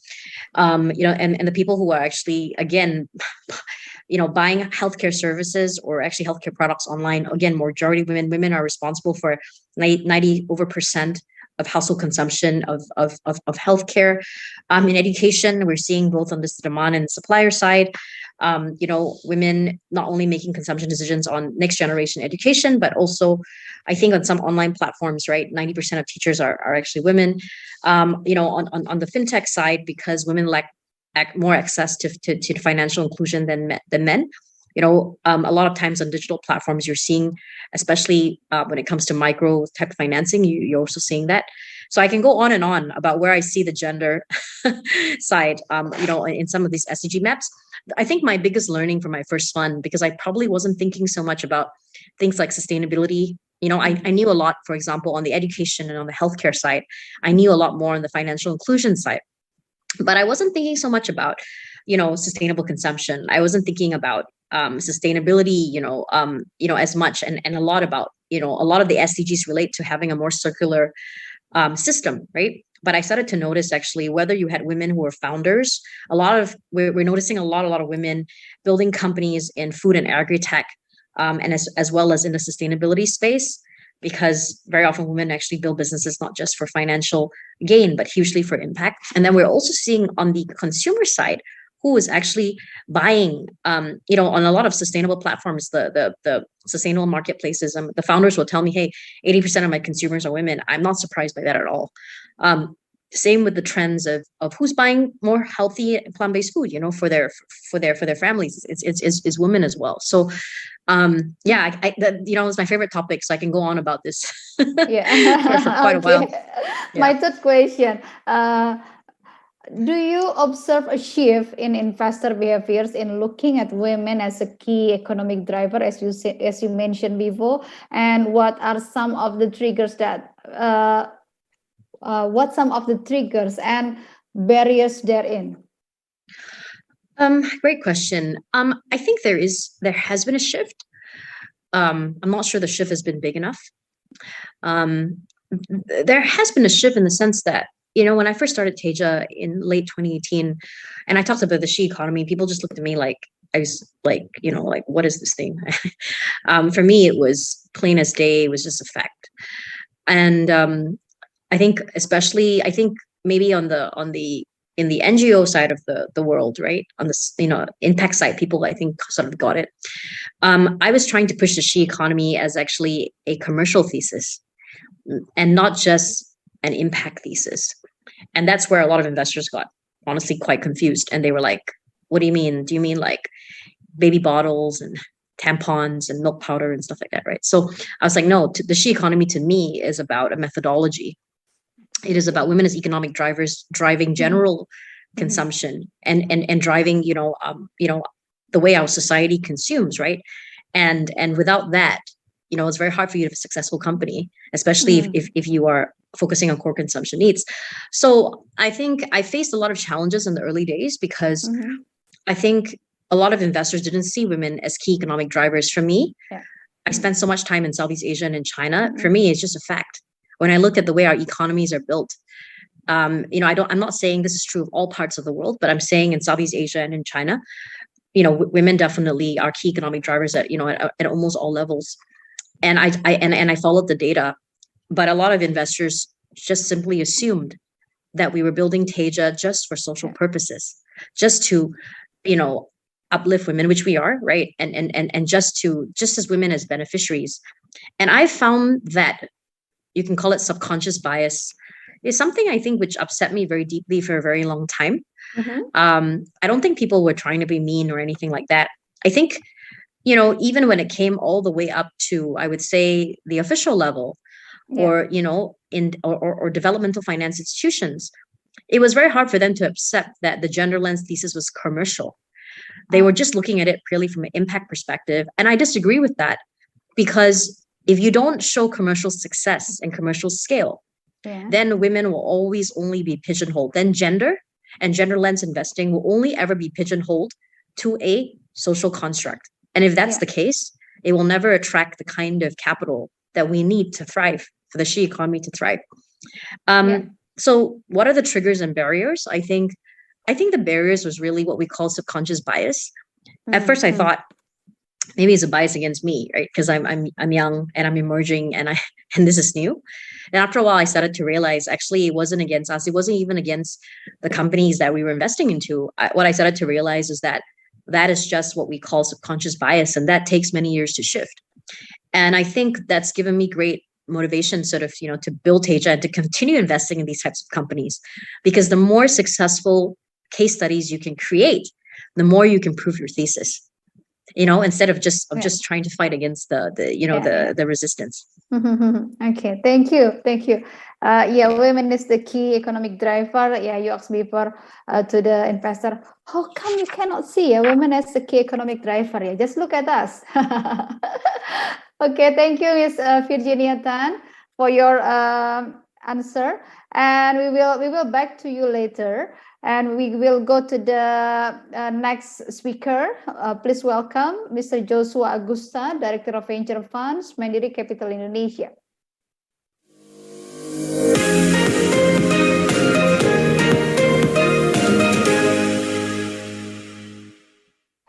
Hello, Mr. Joshua Agusta, would you like to say hello first to the audience, please? Yes, thank you, Mbak Prita. Good afternoon to everyone. So let me introduce myself. My name is Joshua. I'm currently representing Mandiri Capital and also Indonesia Impact Fund, which is one of the funds that Mandiri Capital is currently managing. So our position in Indonesia Impact Fund is that it is the first, we believe it's the first, privately led private impact investment arm in Indonesia that are run by Indonesian fund managers. And we would like to be more than happy to share about that, to have a fruitful discussion about that in this session. You've mentioned before the Indonesia Impact Fund. Please explain more about it, and how do you see it aligned with the SDG Investor Map, Mr. Agusta? So sure. It's actually it's a brainchild of the collaboration of what we call the public-private partnership right? Meaning that we Mandiri Capital subsidiaries of the government act as the public institutions here, working together with some of the private investment offices in Indonesia, private family offices. Some of them are also in organizations like Kadin, the Indonesia Chamber of Commerce, to become some of our LPs pool of investors initially for our fund. So we managed our first close last year, in the middle of last year. We have managed to secure 2 investments right now, one in waste management and the other one is in education technology. We're focusing on early stage. So basically companies under $50 million in terms of valuation and below.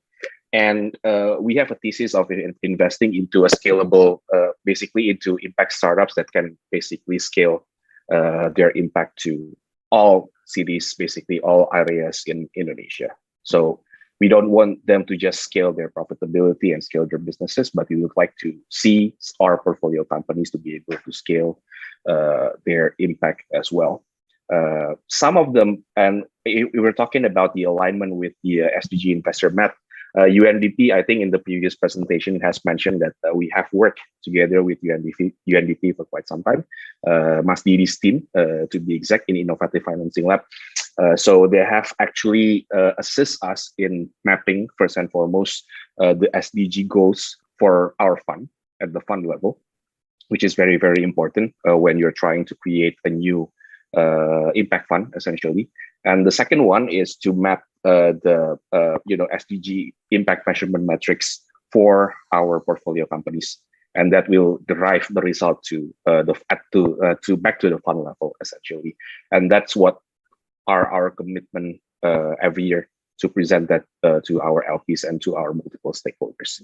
And seeing that SDG Investor Map in a way is quite similar to that, and I think it's it's a more scalable platform today from what we have done so far with UNDP. And some of the opportunities, it's good to see that some of the opportunities, some of the sectors that we're actually focusing on is actually things that considered crucial, or at least considered to have a big opportunities by UNDP in this SDG Investor Map. So I think that's where things are aligned between our fund and this initiative.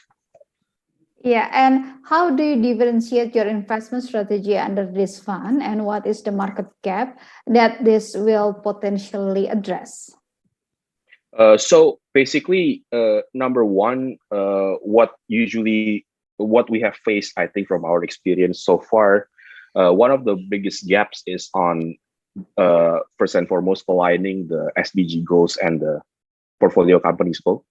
And I think this initiative and what UNDP is trying to do can eventually help to bridge that gap. That's first and foremost.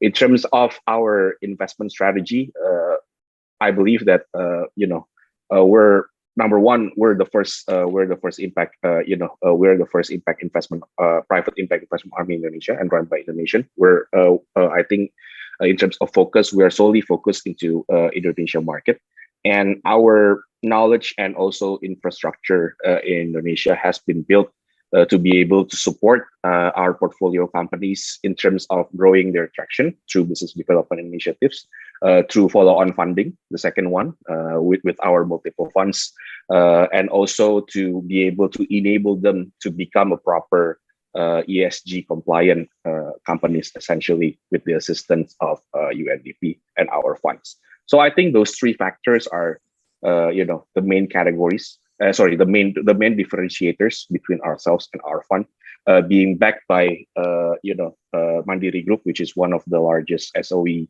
in Indonesia, and also partnering with some other conglomerate companies, family offices in Indonesia to expand our network. Essentially can help our portfolio companies in growing their businesses, growing their traction, increase their valuation, and also to increase their ESG footprint, we would say, in other sectors in Indonesia.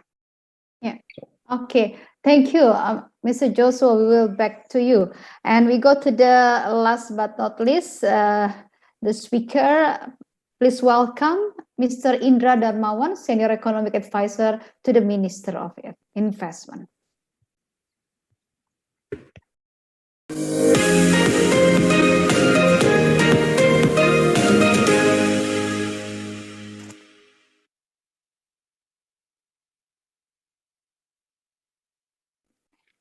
Halo Mbak halo. Fitra, Halo, Mbak Pak. Prita. Iya, halo Pak Indra. Terima Would you like- kasih. Terima Thank you for kasih. having me. Hello everyone.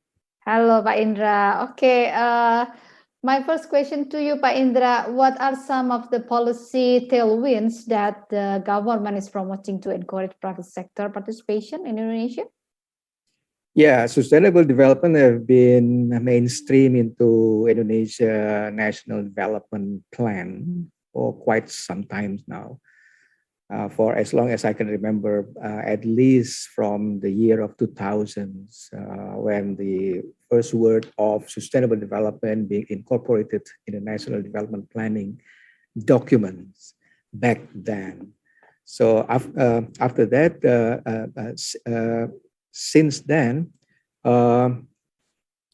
the topic of participating from the private companies has been very important and very often being stated in every occasion, because since then it is also acknowledged that sustainable development need financing, and the government only can afford to cover maybe 25 to 35% of that, and the rest will be expected to come from private sectors. That's why the participation from the private sector is very important. And the other policy from the government regarding that is the mixture of incentive and disincentive, which is mostly fiscal incentive and fiscal disincentive. As an example, we can point it out about the fiscal incentive of, say, for example, tax holiday for 5, 10 to 15 years for certain sectors that are also contributing to improving the level of sustainable development of the national economy. The other facilities that are available for the private sectors to be used is the tax allowance, around 30% of tax reductions for 6 years, so 5% each, and also the very attractive term for tax treatment. The other is also like the facilities of import duty facilities, for example, that include the exemption of import duties on import machineries and goods for productions. And if you do some R&D, research and development, and vocation activities in your companies, you are eligible for a tax deduction again. So those are the policy regarding of the tax incentive to also spur the practice of sustainable development. There are also other things like disincentive, fiscal disincentive. Next month, the government will introduce, as planned, is the first ever carbon tax. So it will start with around 30 rupiah per kilogram of carbon that the US will be taxed, or around $2.1 per ton. That's for the beginning. This will discourage people to have activities which is more carbon intensive. So those are the policies from the government so far, which is centered on incentive and disincentive on fiscal sphere to also promote sustainable development activities. Seperti itu, Mbak. Baik, Pak. I have more question to you, Pak. How has the ministry integrated SDG as part of their investment focus, and what type of collaboration do you see play out to materialize this plan? Yeah, we at the Ministry of Investment don't have a clear cut and of investment which is green, which is non-green. Which is SDG friendly, which is not SDG friendly. But we incorporate that principles in our licensing regime. So if you polluting the river, for example, if you destroy the forest, you will not get license for your investment. So it is already incorporated in the licensing requirement in the ministry. But we tend to use some sort of a more concrete example. We believe that seeing is believing. So we work with the champion to develop, for example, electric vehicle factory. We promote that industry from end to end, from the upstream to the downstream, from a mining site and then to the production of the battery, and then to the production of the electric car itself, and to the production of the recycling facilities and charging stations. So we went into a full comprehensive collaboration with the business sectors. And also we work with many investors to develop, for example, a big scale solar panel floating in the West Java River, for example, and also we managed to also create or to build the first ever wind turbine in South Sulawesi. So we are more into concrete collaborator. And earlier, Pak Nurul in the keynote, in his keynote address, also mentioning that tomorrow we will launch the actual concrete project, around 47 of them tomorrow, to show them that this is the kind of projects which is already given some SDG flavor. SDG friendly, if you like, for example, but it's also have some sort of a detail of financial calculations as detailed as the feasibility study calculations. Yeah. So it is a mixture of economic consideration through its financial calculation and also the SDG principle being incorporated into such projects.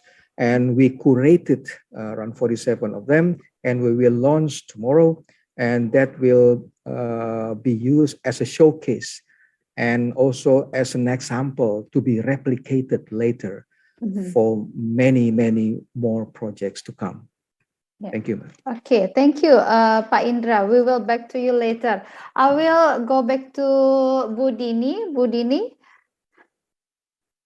Yeah, can you join with us? Yeah, Bu Dini. Can you hear me, Bu Dini?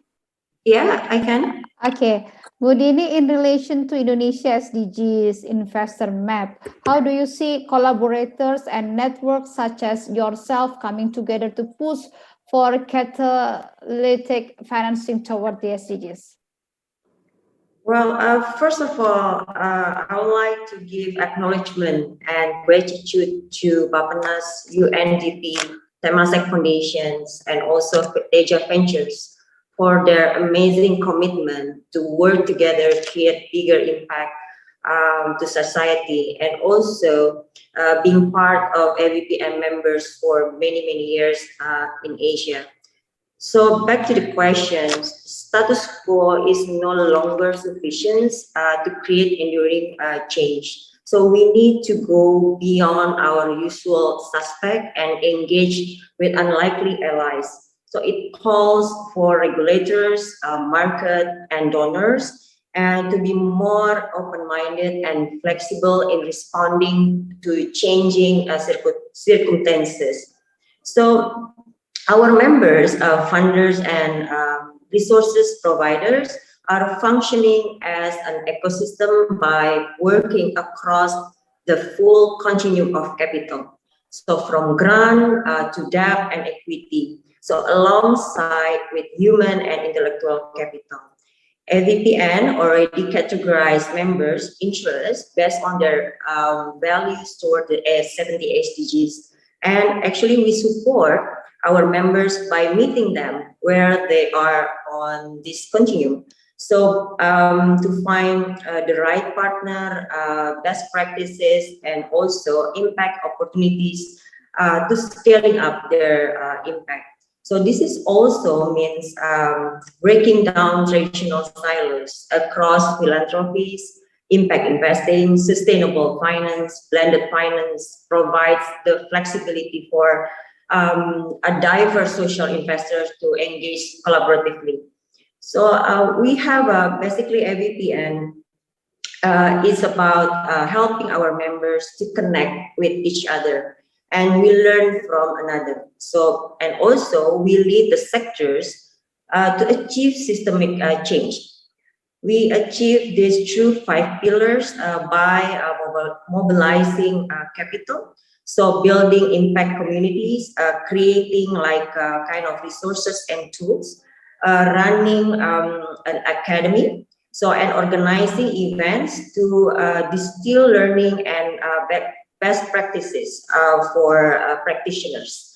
So in mobilizing capital, for example, we have been doing initiative to mobilize capital towards issues. AVPN already have a philanthropy pool fund, which 5 philanthropic organizations in Asia, including Bill and Melinda Gates Foundations, Chevron, Johnson & Johnson, Macquarie Group Foundations, Sequoia Capital India have come together to pool $1.5 in only 4 months in the first close of pool philanthropic grant capital.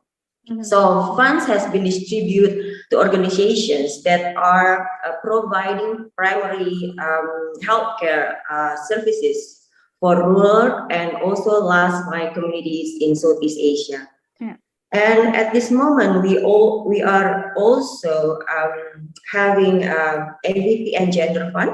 So AVPN will initiate a co-manage an Asia Gender Equality Philanthropic Pool Fund, which aligns with the shared missions of both organizations to support women's economic advance and contribute towards strengthening gender equality across the region.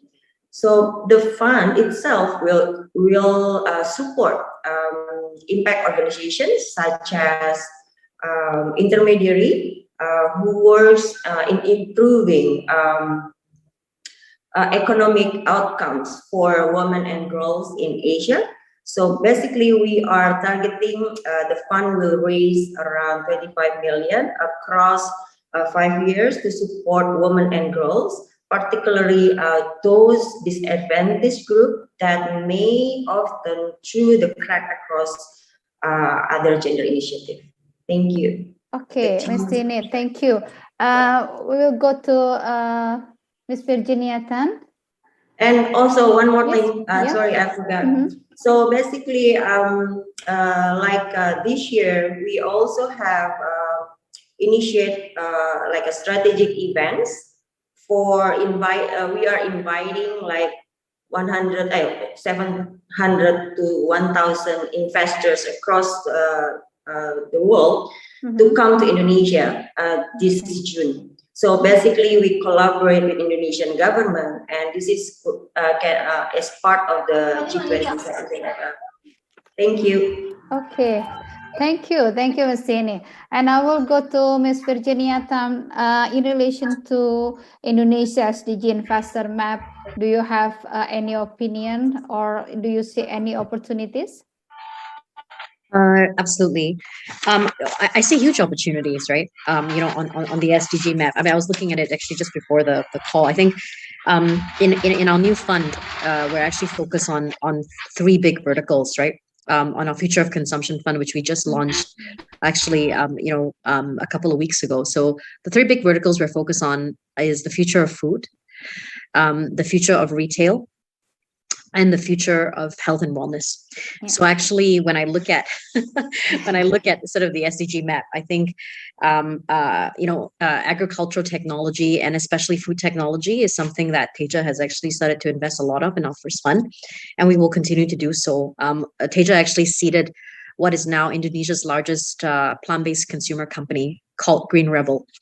And we also invested in their retail side, which is now building multi-plant-based retail concepts all across Indonesia as well. So we will keep diving down on the agriculture side, on the healthcare side as well. I was reading the SDG map, right, talking about telemedicine and really, digital healthcare services and using technology really so that you can provide last mile access, right, and last mile delivery. We've invested actually in together with East Ventures into a mental health company just focused on Indonesia, as well as a digital pharmacy in Indonesia, really focusing on bringing sort of cheaper as well as digital delivery of all kinds of medicines, from supplements to normal medicines to chronic disease medicine. So we will continue to deep dive on sort of the digital health side of things. And I think finally, when we look at retail, when I say retail, future of retail, I don't just mean like, okay, shopping. I think it's really changing the way people actually consume, right? And to me, whether it's education, financial services, this to me is actually basically changing the way people consume, right? So I think we did 3 or 4 sort of retail technology as well as fintech deals in our first fund, focusing on rural e-commerce in Indonesia, focusing on digital supply chains for FMCG. In Indonesia. Those were some of our first deals. We also did so those companies are called Shocks as well as Click Daily. They're actually growing quite big now, and they're focusing on mom and pop merchants as well as rural housewives from tier 2, tier 3 cities, right? Giving them access to e-commerce as well as credit. And on the education front, we will continue to look at it. We've just invested three times actually in a company called Binar, which is focusing on digital skills for Indonesians, all the way from education all the way up to recruitment. And I think that's core actually for digital economy. Okay. Yeah. Thank you, Sri Jonathan. Thank you for your insight. And I will go to Mr. Joshua Agusta. The same question in relation to Indonesia SDGs Investor Map. Do you believe that the Indonesia SDG Investor Map can play a role in shaping Indonesia's impact investment ecosystem? Yeah, I think first and foremost, in terms of providing the mapping of opportunities, in this regard, I would say that Indonesia Impact Fund's investment thesis and the mapping that has been done in this SDG Investor Map are pretty much aligned, and we share, I think, a common, interest towards certain sectors, such as healthcare and also education, which is our 2 main focus for our fund, which we believe, the spread of COVID-19 in the previous 2 years has basically catapulted the opportunities in these 2 sectors. Innovation in smart cities, government technologies, and also affordable housing are also things that we are taking a look for opportunities from our fund, and definitely responsible consumption and also climate change. So 2 of our portfolio companies that we have invested into, which number 1 is language learning platform, and the second one is a biodegradable plastic producer. Essentially, are basically is the fruit of our of our investment thesis that basically align with this investor mapping. So in that regard, I think we believe we share a common belief in in sensing it, or at least mapping the opportunities in SDG investing mapping in Indonesia. That's the first one. And I think for the second one, this report or this mapping can basically help other fund managers that would like to come into impact investing realm, because we think that we believe moving forward there will be no dichotomy between ESG compliant fund and basically fund management in general. There's a pressure, or at least there's a demand from our investors, from our LPs moving forward, that more fund managers need to be more ESG compliance and need to have more ESG footprints in their funds and also in their investment portfolios. So we cannot, as fund managers, we cannot escape from that trends.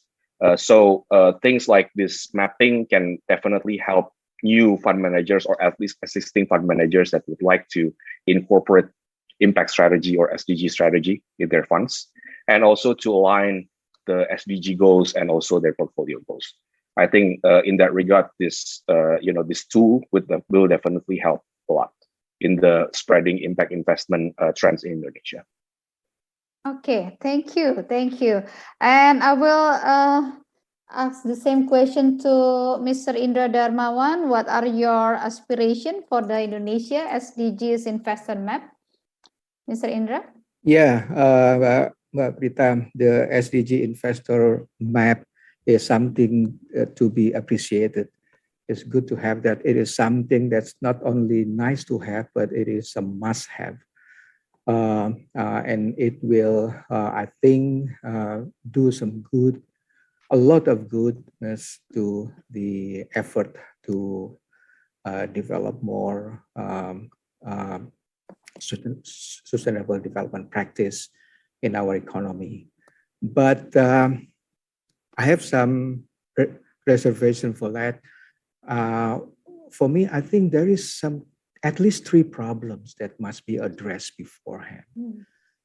First, it's the problem of measurement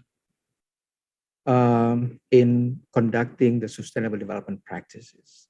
We still don't have a sustainable development calculator, if you like, or similar mechanism which can consistently monitor progress.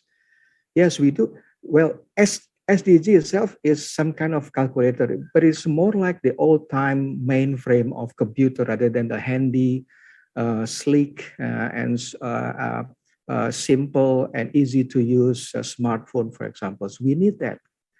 So, but however, the recent green taxonomy by the OJK, but the Financial Services Authority, is kind of a similar effort with this investor map, can help identify which sectors or activities are green, so that the activities can be directed toward them, giving more clarity. So government institutions at all levels need to ensure that firms and companies will improve their disclosure. This is also related to the issue of measurement. And regional government, for example, with the help of local universities, can start to develop their own ESG readiness criteria as a guide for local economic activities. That's the first problem. Second problem is the problem of motivation. I call it the problem of motivation. What I mean with that? With green financing comes sectoral and regional impact on their economy. Some sectors, for example, notably mining, will be adversely affected, and some green policy will dwindle regional economies of resource-rich like Sumatra, Kalimantan, Sulawesi, or Papua. And those who rely on energy-intensive product can have their competitiveness significantly reduced. And segment of our local public who are mostly low income naturally consume more carbon-intensive product rather than green products due to convenience and price. Therefore, green policies such as carbon tax, for example, will be unfairly imposed on them. So if this has happened, this will guarantee low motivation to utilize the available whatever facilities toward green activities, as it will have a detrimental effect to their competitiveness and income. This, to some extent, have some relation with the question on the chat box from Fauzia from INDEF about the main challenge of imposing carbon tax. Well, but Fauzia, asking people to do some good for future generation is one thing, but asking people to pay is another thing. So the main challenge for carbon tax implementation is on the detail of that. Once people see that the measure and the tax is just and equitable and fair, they will do it. So that is for the second. The last thing is the third problem that I see in developing such a measure is the uneven and inconsistent level of understanding and awareness. So while much of the public is fully aware of the benefit and cost of being green, many more do not share the same awareness or perceive importance. We have to be really aware of that. So any new environmental fiscal strategies from the government should be approached with caution and precision. How many people can you say truly understand what green bond or Sukuk framework or SDG government security framework mean, or energy transition mechanism, that kind of mechanism to stop or the early retirement of coal-fired power plant? How many people understand that? So I think not so many. And climate finance, I think, is still in its infancy, particularly when it comes to its implementations. So there is still a lot of room for improvement. Demikian, Mbak Prita. Thank you so much. Yeah, thank you, Pak Indra, for your note. This is interesting what you bring up to the discussion. Anybody has any thought about the problem mentioned by Pak Indra?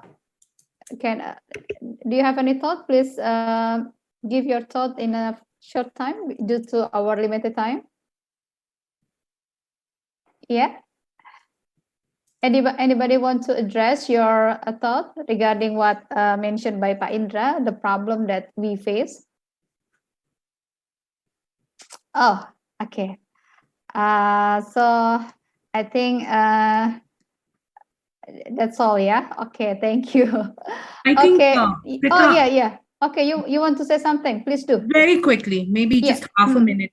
Because I think, Mr. Indra, he made some really interesting points, especially around the inconsistency and unevenness of information and awareness. And that is exactly, those are some of the issues that we are trying to address. I mean, Fab made this, our director, Fabian, she made this presentation on the standards.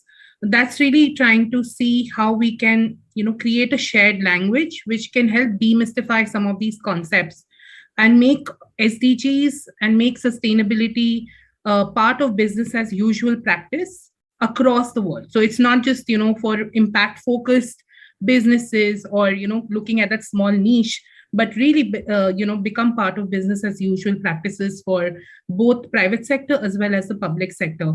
The other part, and I do agree with Mr. Indra, is also on the looking at SDGs and not just green sectors. One of the things that we're also focusing on, and as we are doing these maps, we are seeing this trend that there is increasing commercial flows of investments into green sectors such as renewable energy and some of these associated sectors. But the social sectors, such as education, healthcare, still remain highly unfunded. And those are some of the things, and which is why, when we look at the taxonomy, we want to look at not just these green sectors, but also some of these social sectors, and how do we make sure that investment is driven into them, especially because for a lot of emerging economies, the quality of human capital, which is really determined by sectors such as education and healthcare, is going to be one of the key things that is really going to drive growth, development, and productivity. So we hear you, Mr. Indra, and we would love to see how we could look at demystifying some of these concepts and driving greater awareness around these concepts. Thank you so much. Thank you, thank you, thank you for adding your opinion to this discussion. This is interesting. Okay, ladies and gentlemen, due to our limited time, please address your question to the chat box, and our team will answer your question there. We are sorry that we cannot answer your question directly through this webinar because of our limited time.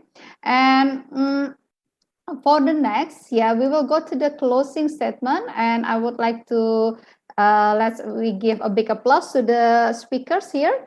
Thank you, Ibu Dini, and also thank you, Ibu Virginiatan, Miss Virginiatan, and also thank you, Mr.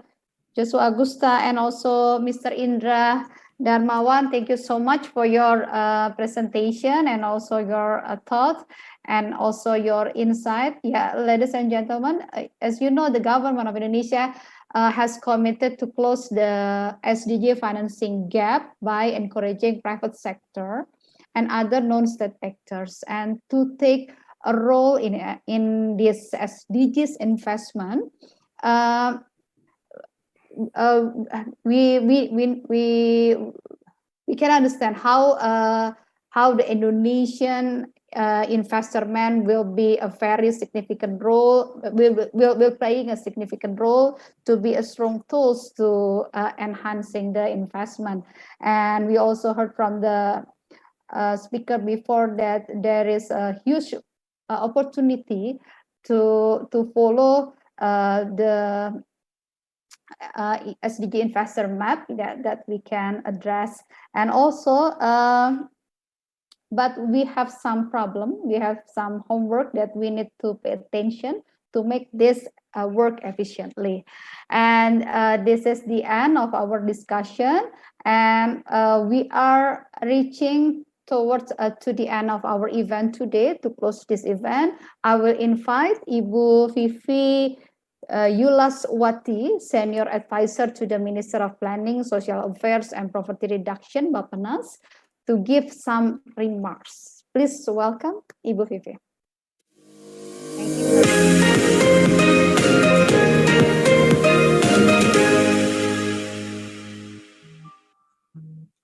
Thank you, Mbak Prita. Very good afternoon, ladies and gentlemen.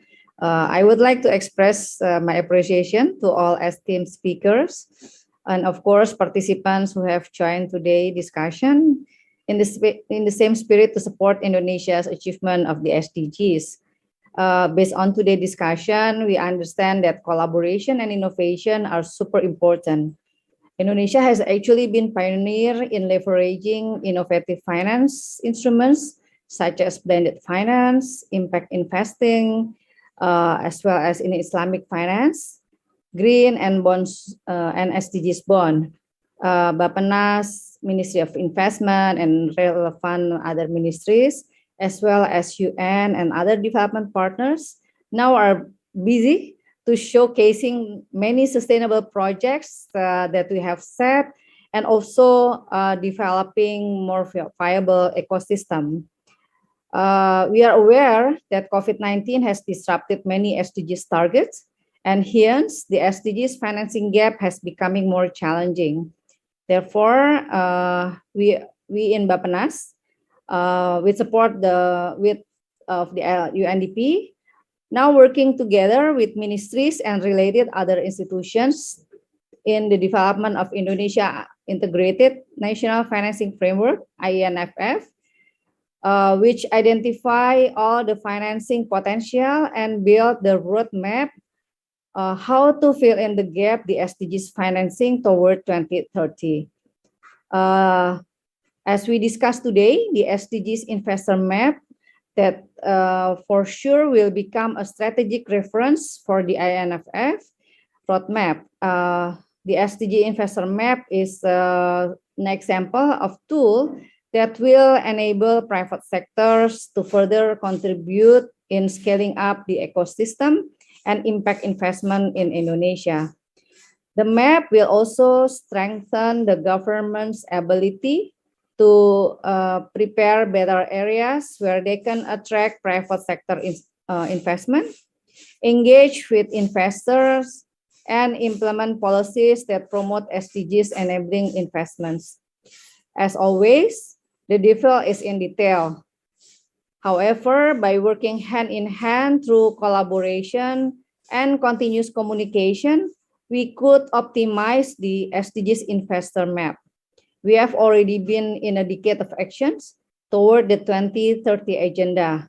Therefore, with the rising trend of impact investment in Indonesia, we do hope this SDGs investor mapping will provide insights and knowledge to achieve the SDGs on time and make for better Indonesia. Thank you very much. Thank you, Ibu Vivi Yulaswati, Senior Advisor to the Minister of Planning of Social Affairs and Poverty Reduction, BAPPENAS. Thank you, Ibu, for your closing speech. And next, I will invite Bapak Muhammad Didi Hardiana, Head of Innovative Financing Lab UNDP, to give some remarks. Please welcome Pak Didi.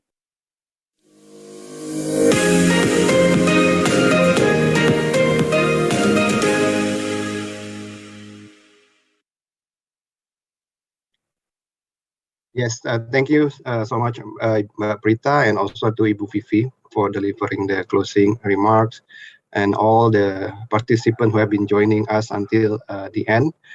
So I will just maybe take a little bit minute of your time to deliver about a call of actions. So something that what we will do after the SDG Investor Map has been launched. Rania, if you may share the PPT, thanks.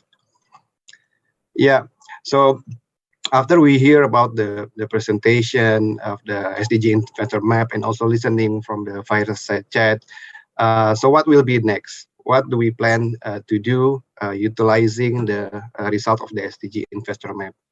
I also thanks to the panelists of the fireside session, because they already also helped me in delivering some of the potential utilization of the map. So the first one will be that seeking like government and also private sector colleagues and partners to push for SDG enabling investment in Indonesia, and also to fulfill the agenda 2030, the 2030 agenda, as also already mentioned by Ibu Vivi earlier.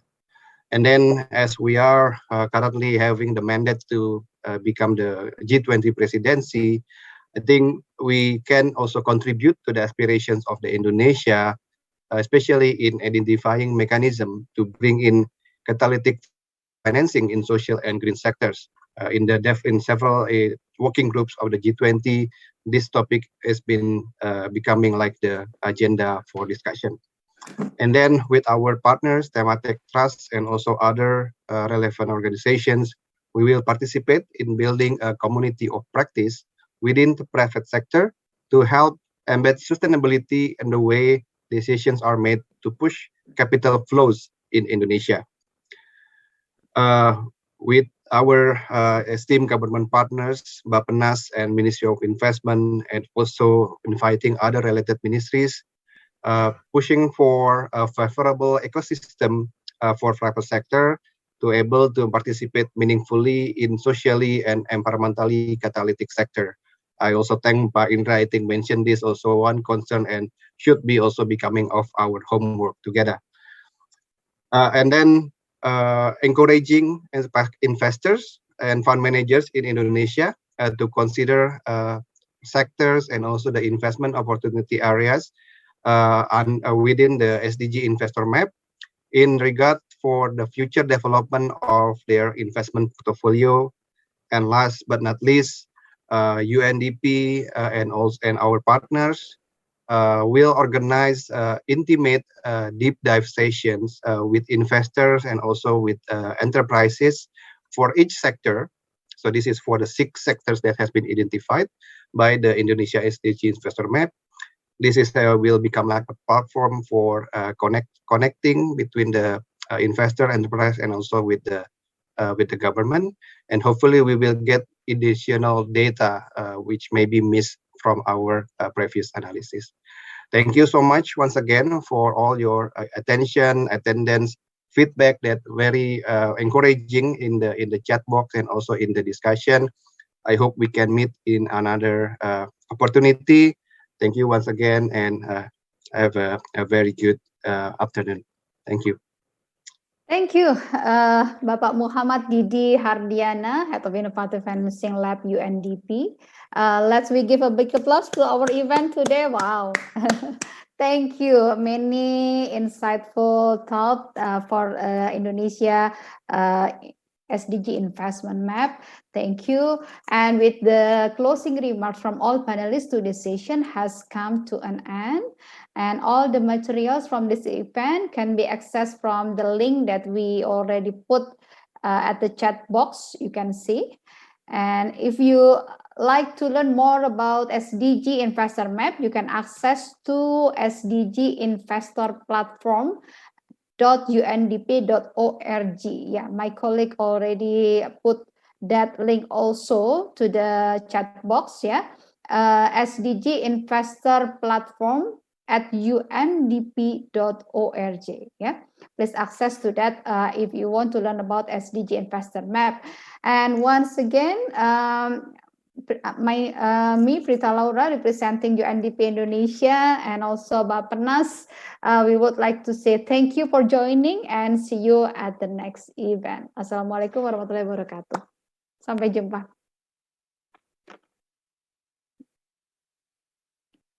Thank you, Mbak Prita. Thank you, everyone. Sama-sama, terima kasih. Thank you, everyone. Thank you, Devauti. Thank you semua. Thank you, Devauti. Ibu Vivi, Thank Ibu you, Anwar, Mas Mbak Didi. Prita, terima kasih. Thank Pak you, Didi, Dima. Thank you. Mbak Devauti. Terima kasih. Thank you, Mbak Prita. Sama-sama, Mbak. Makasih.